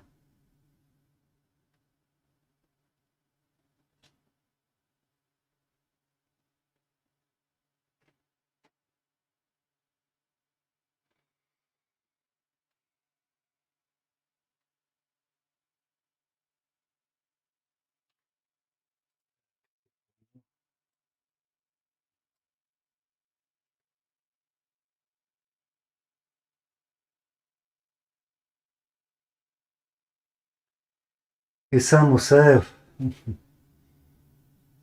сейчас постараюсь ответить, сначала зачитаю. Я уверяю вас, было бы намного приятнее для меня быть обычным избирателем в мирной Чечне, чем президент республики в состоянии войны. Аслан Масхадов. Как Аслан Масхадов относился к власти?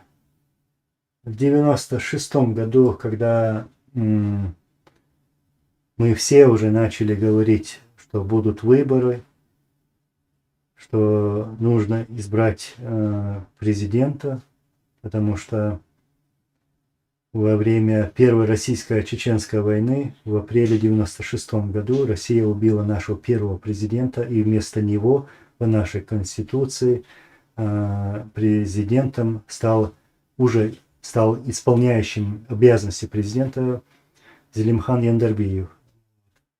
И поэтому после окончания войны нам пришлось бы, и то, что мы и сделали, мы провели выборы. Вот, когда начался вот этот разговор про выборы, я помню, что отец, он отказался, он не хотел участвовать в этих выборах.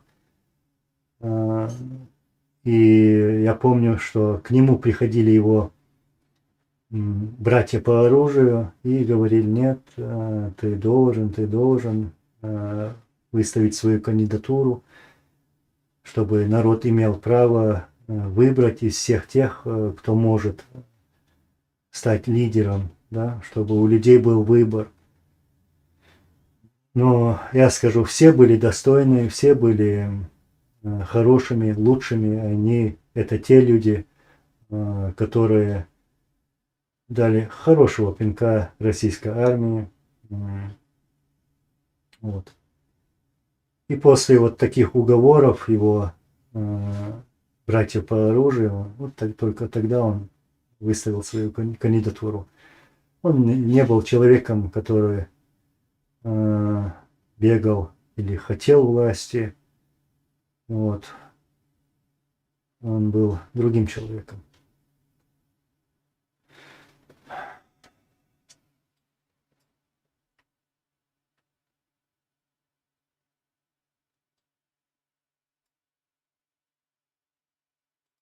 Речи Холтыгов. Анзор, валикум салам. Недавно видел интервью Усмана Имаева. Ты не в курсе, что с ним случилось? Говорят, его запытали до смерти. Это было во время Первой российско-чеченской войны. Я помню, в то время, да, он попал к ним в руки. И то, что я знаю, что его убили. Вот. Воды хололи.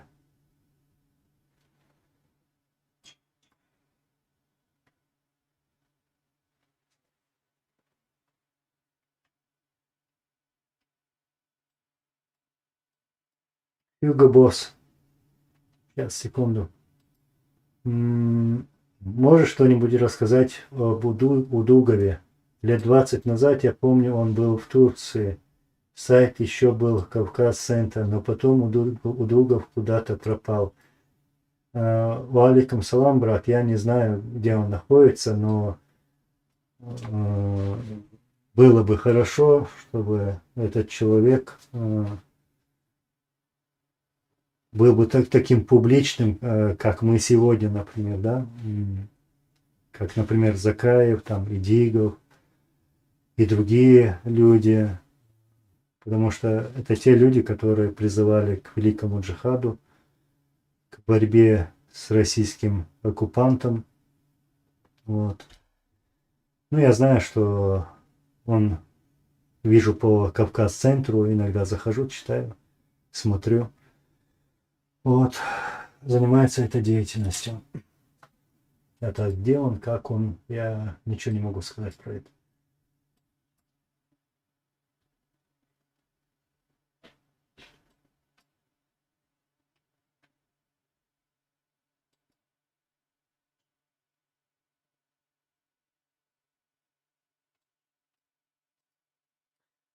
Че, Ларис Высылыш, полностью согласен. Можно было бы провести множественные интервью, мероприятия на местах.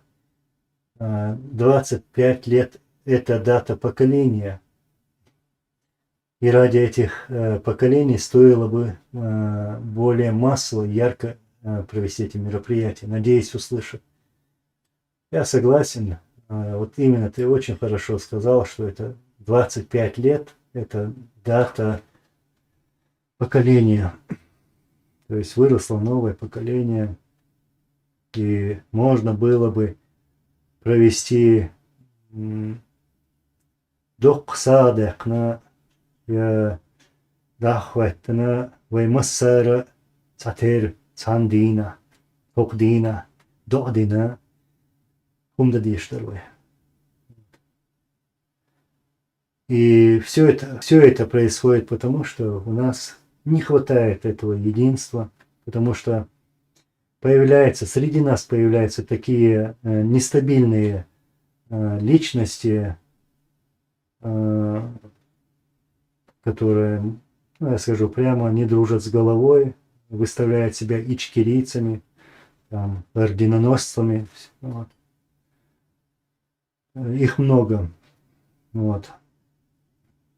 Потому что позволяем этим людям вот, ссорить нас между собой.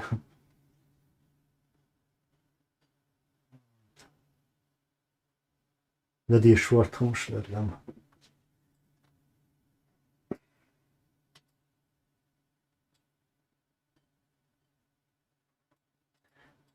Я тоже устал об этом говорить. Я сейчас насчет «надеюсь услышать» скажу. Я тоже надеялся все эти 21 год, что услышат.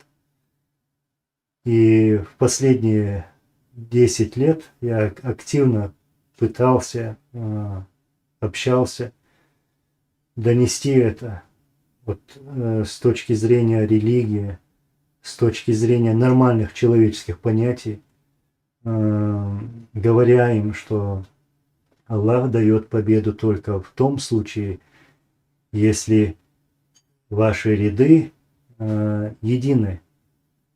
Вот. И то есть, когда мы будем одним кулаком. Но, как мы видим, по сегодняшний день у нас этого единства нету. Я считаю, что я так прямо скажу, хватит, надоело ждать и смотреть на этих личностей и ждать от них каких-то шагов. Не было 20 лет, не будет и 20 лет потом тоже такого единства. Нам, я скажу, чеченцам, которые здесь проживают в разных странах, нужно все брать в свои руки. Как тут один сказал, надо взять в свои руки. Вот, чеченцам надо взять все в свои руки. Ордена хватит? Хватит.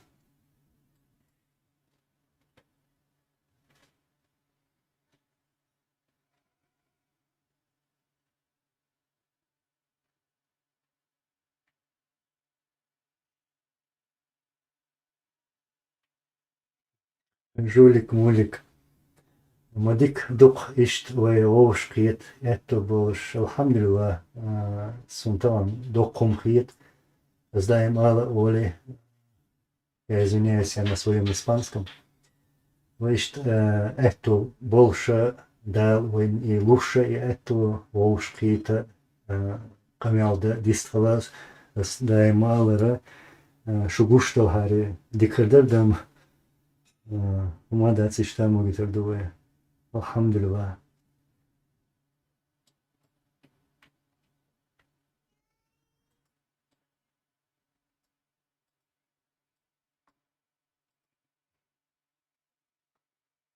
Иса Мусаев, скоро 30 лет нашей государственности. Какие бы коррективы ты бы внес в управлении государством, в Конституцию, в экономике, в международных делах? Ответь, если можешь. Ну, я отвечу коротко, брат. То есть ты спрашиваешь, какие бы коррективы ты внес бы. Я не имею права этого делать. Я не имею права что-то менять. Не имеет такого же права кто-либо вообще другой менять сейчас Конституцию, сесть, взял, там подумал, так, должно быть так. Ну вот, наше управление государством и вводить какие-то другие коррективы. Вот. Мы не в том состоянии, чтобы делать это. Но у нас есть то, что нам оставили наши лидеры. Нам ничего менять пока не надо. Когда наша земля будет свободна от агрессора, от их марионеток, убийц чеченского народа, вот тогда вместе уже можем говорить о каких-то изменениях. Но я считаю, что в первую очередь надо учитывать то, что хочет народ. Хочет народ. Только так. А не так, чтобы вот я решил и изменил. Внес какие-то коррективы.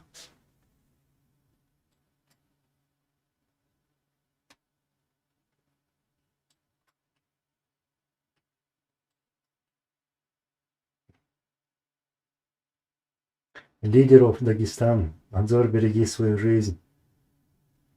Все в руках Аллаха.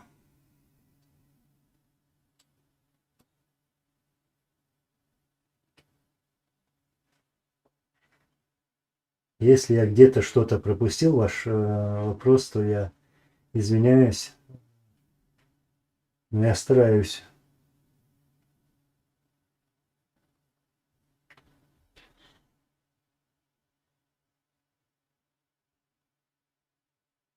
Igen delreiz, kad bijis Dieva masīra, jo vēl delreiz vai masanāk vēl.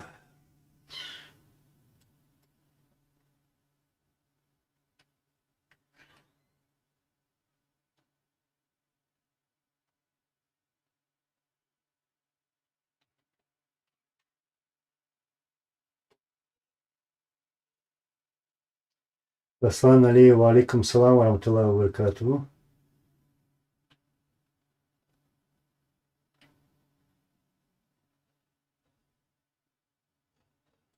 Жулик Мулик, интересно, есть ли кто-то здесь, который участвовал в операции 6 августа? Я, во-первых, скажу, хотя я говорил в том видео, которое я сейчас буквально недавно выставлял на этом канале.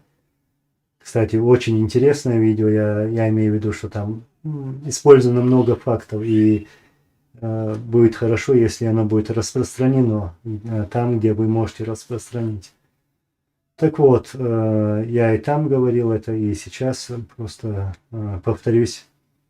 Я видел, когда планировалась эта операция, как она планировалась, с кем общался, совещался руководитель этой операции, то есть начальник главного штаба чеченских вооруженных сил, Аслан Масхадов в то время. То есть все эти командиры, я присутствовал на этих совещаниях, когда планировалась эта операция, и был участником этой операции. Как и что, все эти детали я, конечно же, говорить не буду. Вот, не буду. Но, алхамдулилlah, хвала Аллаху, что я мог что-то сделать, скажем так, я там лишь маленькую часть чего сделал там. Но наши герои, наши воины показали свое мужество и вынудили эту армию оккупантов, заставили их капитулировать. Алхамдулилlah. Это история.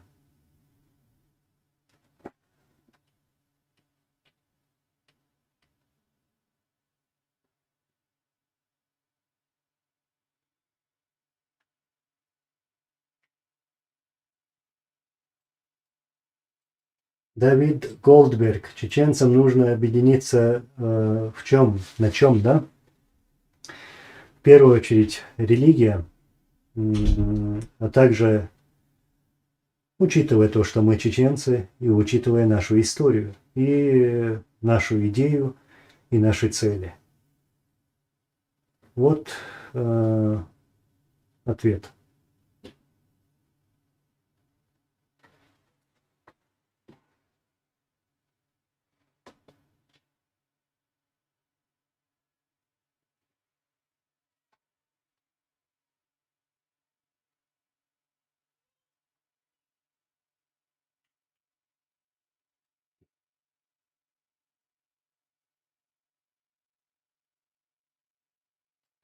Алмаз Чапарбеков. Анзор, я тебя поддерживаю. Чеченцам надо объединиться, не делитесь, держитесь за Коран и Сунну. И нам, всем мусульманам, надо объединяться. Аллах дарует победу тому, кто боится его и соблюдает его законы. Ты прав, брат. Вот именно, я про это и говорю в первую очередь. В первую очередь. Это говорит нам Аллах, и нам в первую очередь надо делать то, что нам говорит Аллах. А остальное, то, что всякие оговорки, я недоволен этим, я недоволен другим, это просто оговорки.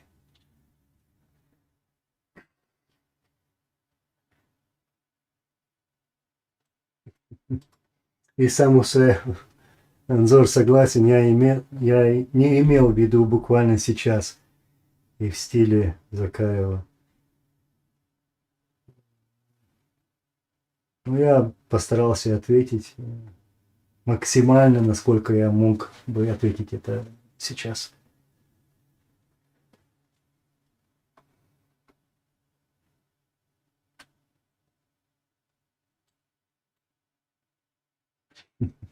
Алмаз Джапарбеков.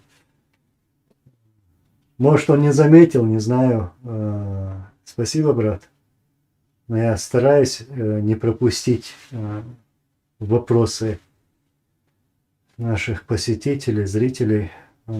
Стараюсь отвечать более максимально вот так развернуто. Если есть еще какие вопросы, то, иншаллах, буду рад ответить на них.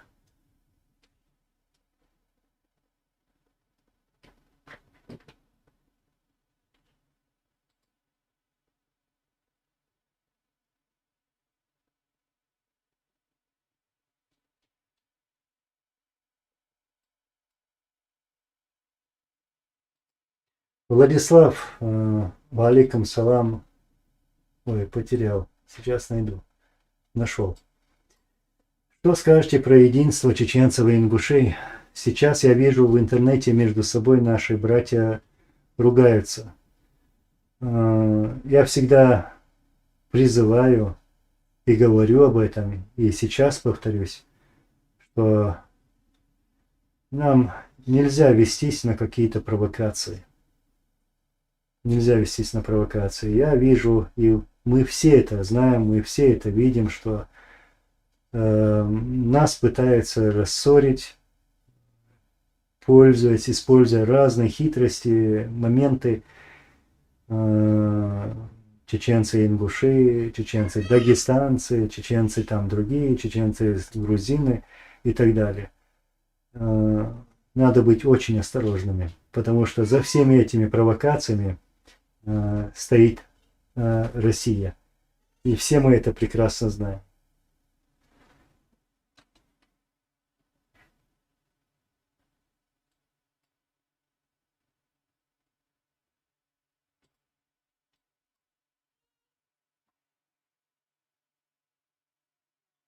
Так, секунду.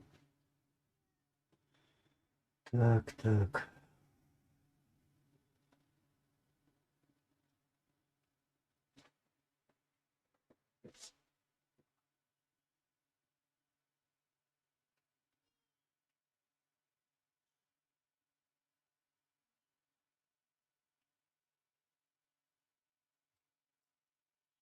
Виктория, да, вот тоже заметил, и сам Усаев самый активный сегодня, хорошие цитаты. Чеченцы, держитесь.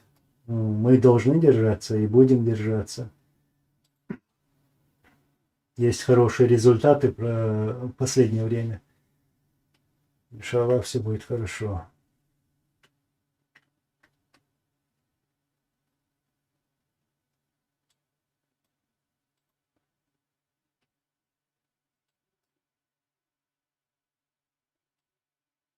Но в чем, Мансур? Сейчас я найду твое сообщение. Ты говоришь, что проигнорировали. Так, я нашел и второе твое сообщение. Сейчас найду третье. Там, оказывается, должно быть третье. Так.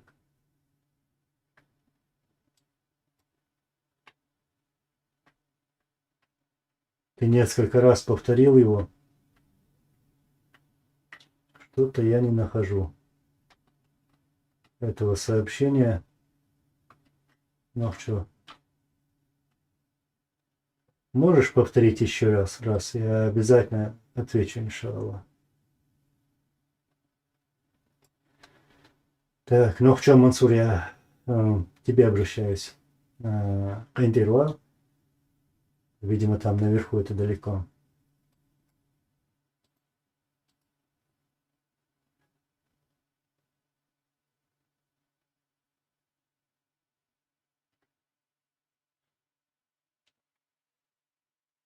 Да, вот именно что-то.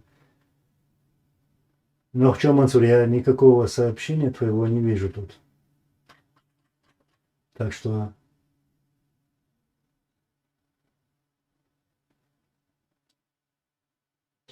Давид Голдберг, Анзора, почему есть такие чеченцы, поддаются на провокации русских, на их ложь и так далее? В чем причина? На провокации поддаются не только чеченцы. Я лишь призову, чтобы они, я призову всех, чтобы они не поддавались на эти провокации, а просто чтобы подумали, кто стоит за этими провокациями и какова цель этих людей, которые занимаются этими провокациями.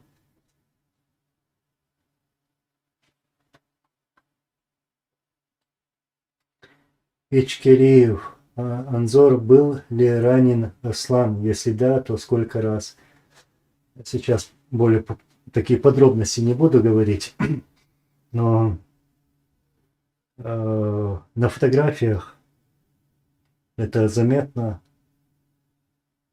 Вот здесь где-то у него шишечка такая, то есть пуля так по касательной прошла. И очередь, пущенная этим оккупантом, автоматная очередь, попала в его брата, то есть его брат погиб, младший брат, а он был ранен. Ну, это про один случай.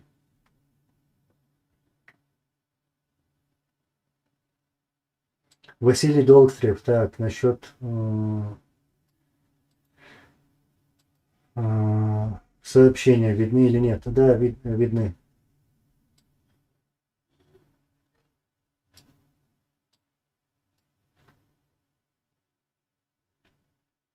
Мистер Б, Анзор, какой первый шаг нужно сделать для объединения нашего народа, по-твоему?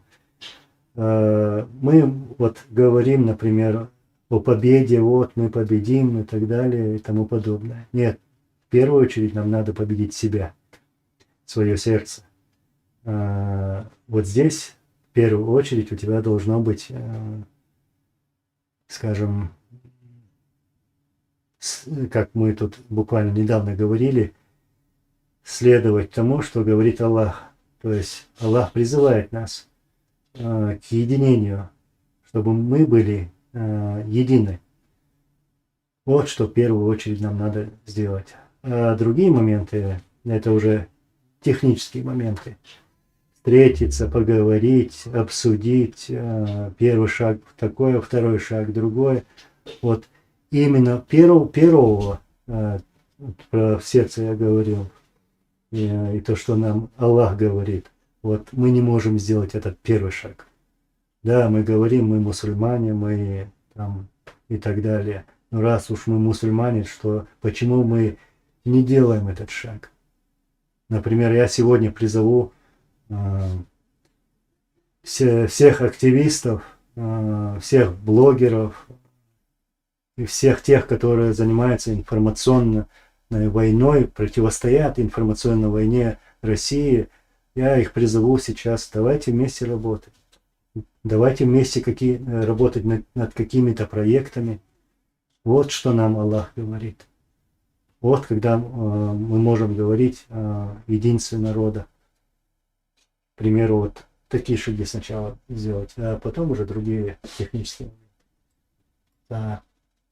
Мы не кого-то должны бояться, там, каких-то людей там, и так далее. В первую очередь мы должны бояться Аллаха. Вот.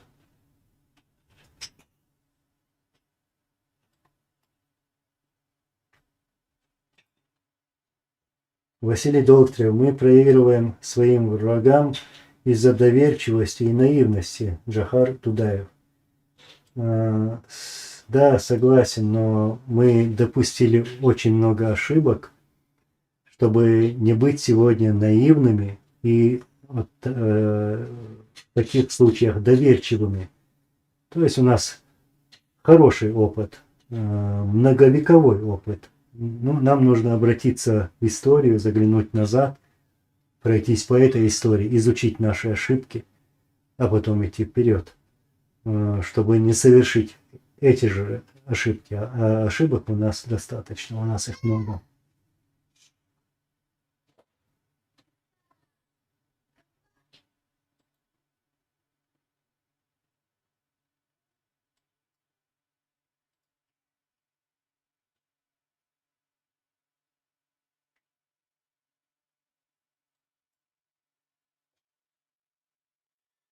Валейкум ассалам.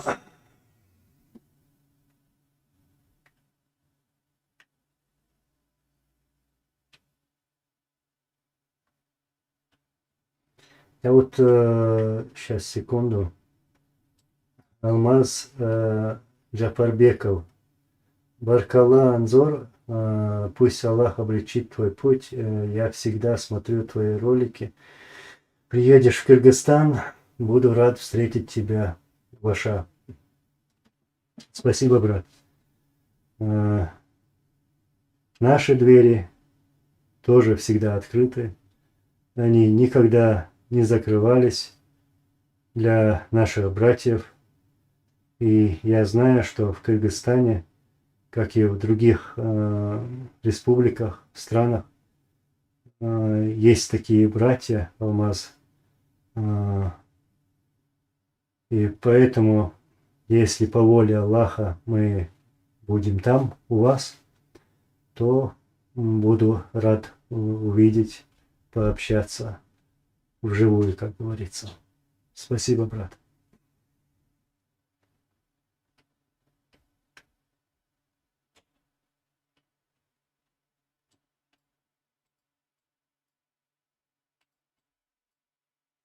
Адам Вон Грац.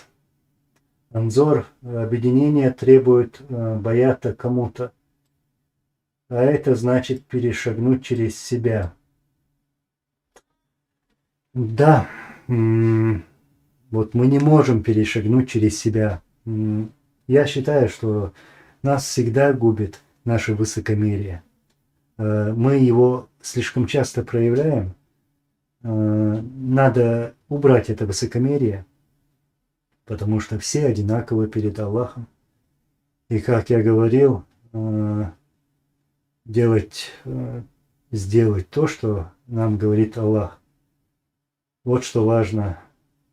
Баят, да, тоже надо давать баят, как мы знаем. И идти по тому пути, на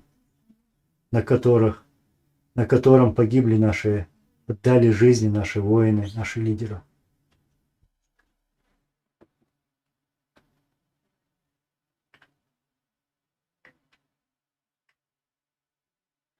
Адам Вонградс, я очень надеюсь на это.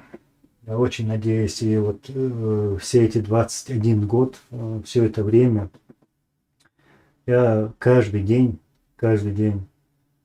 только об этом и думаю.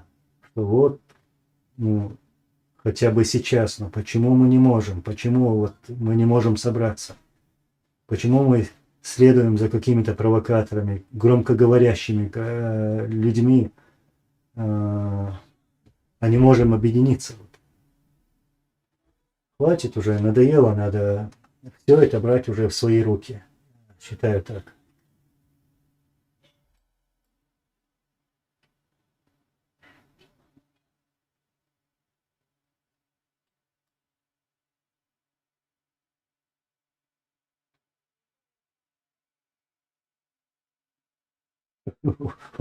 Василий Долготрев. У Анзора самые долгие эфиры. Да я с вами расстаться не могу. Ну, редкие, да, редкие, потому что я пытаюсь там работать на таких, с такими материалами, историческими материалами, анализ событий, то есть сбор информации, редактирование. Все это занимает огромное время, которого мне не хватает. Мне также не хватает и рук, можно сказать. Вот то видео, 27-минутное видео про августовские события в Грозном в 96 году, я скажу, это заняло у меня почти неделю. и день и ночь, скажем так, одно видео. То есть это нелегкая работа. Леди 1974. Ты устал? Нет, я не имею права уставать. Так, сколько у нас идет время? И пойдем, наверное, к завершению. Сейчас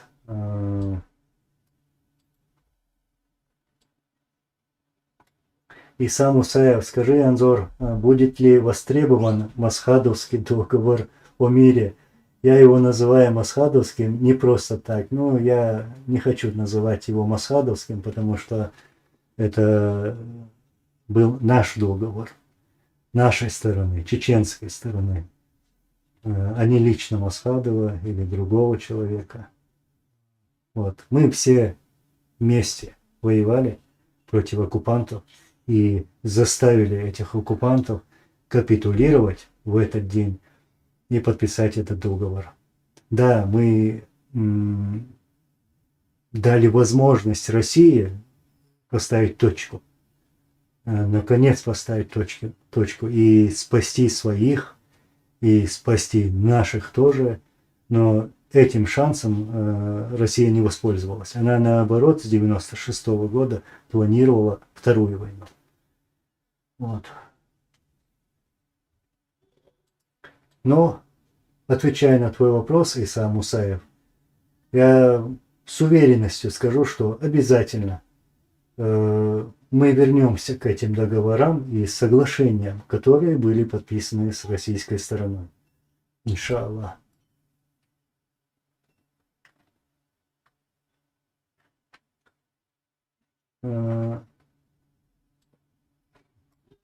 Акела Волк. Валикум салам, Акела Волк.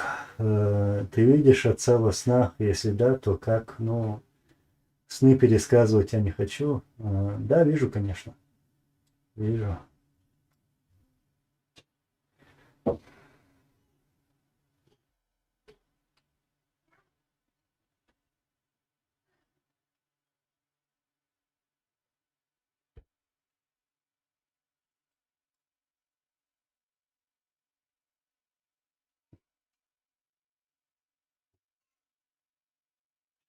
Так, я думаю, что пора бы уже и завершить, наверное.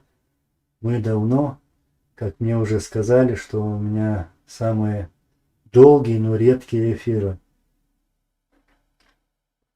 Ну, иншаллах, скоро опять увидимся. Но я постараюсь увидеться скоро с вами. И еще раз, как всегда, скажу, еще раз хочу сказать, что распространяйте те видео, как говорится, поднимайте их в топ, потому что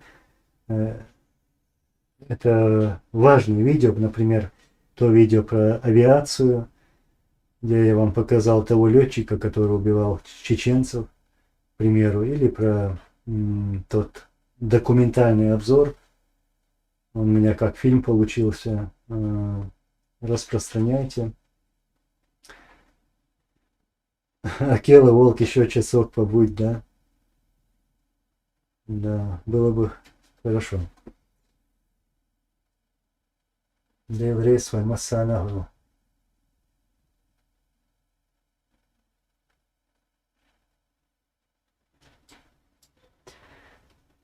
Ингош, слово капитуляция хорошее. Ну вот именно это была капитуляция.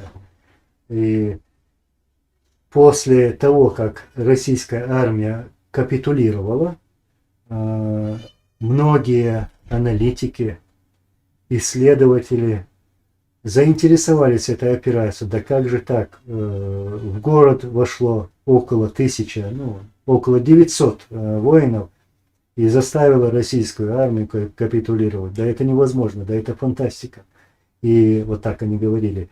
И я с уверенностью могу сказать, потому что у меня есть факты, слышал, вот эта операция преподается в военных училищах и колледжах в разных странах, как пример, называя ее уникальной операцией. То есть с малыми жертвами удалось вот так заставить капитулировать.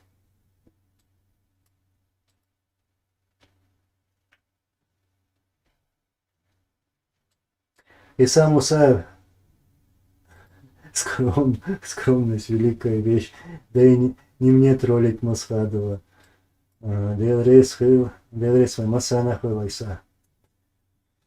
Когда ты выйдешь в следующий эфир? Иншаллах, скоро.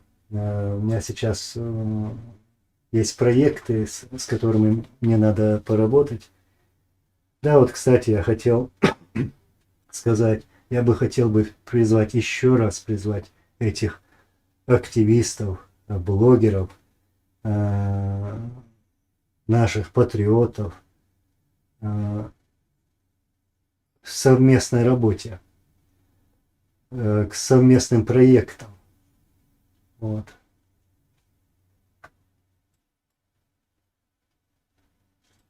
Вот тогда это будет ценнее. Та работа, которую мы сегодня проводим.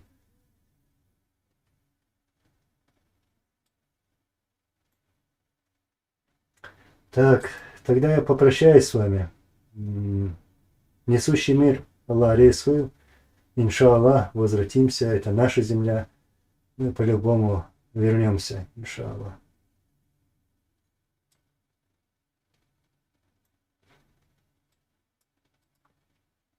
Аллах рейсую Масана. Спасибо всем, всего хорошего. И еще раз поздравляю с этим днем, с победой наших воинов над российскими оккупантами. Аллаху Акбар. Массера Аллах Этубульк Адикюэ. Всего хорошего и всем мира. Ассаламу алейкум ва рахматуллахи ва баракатуху.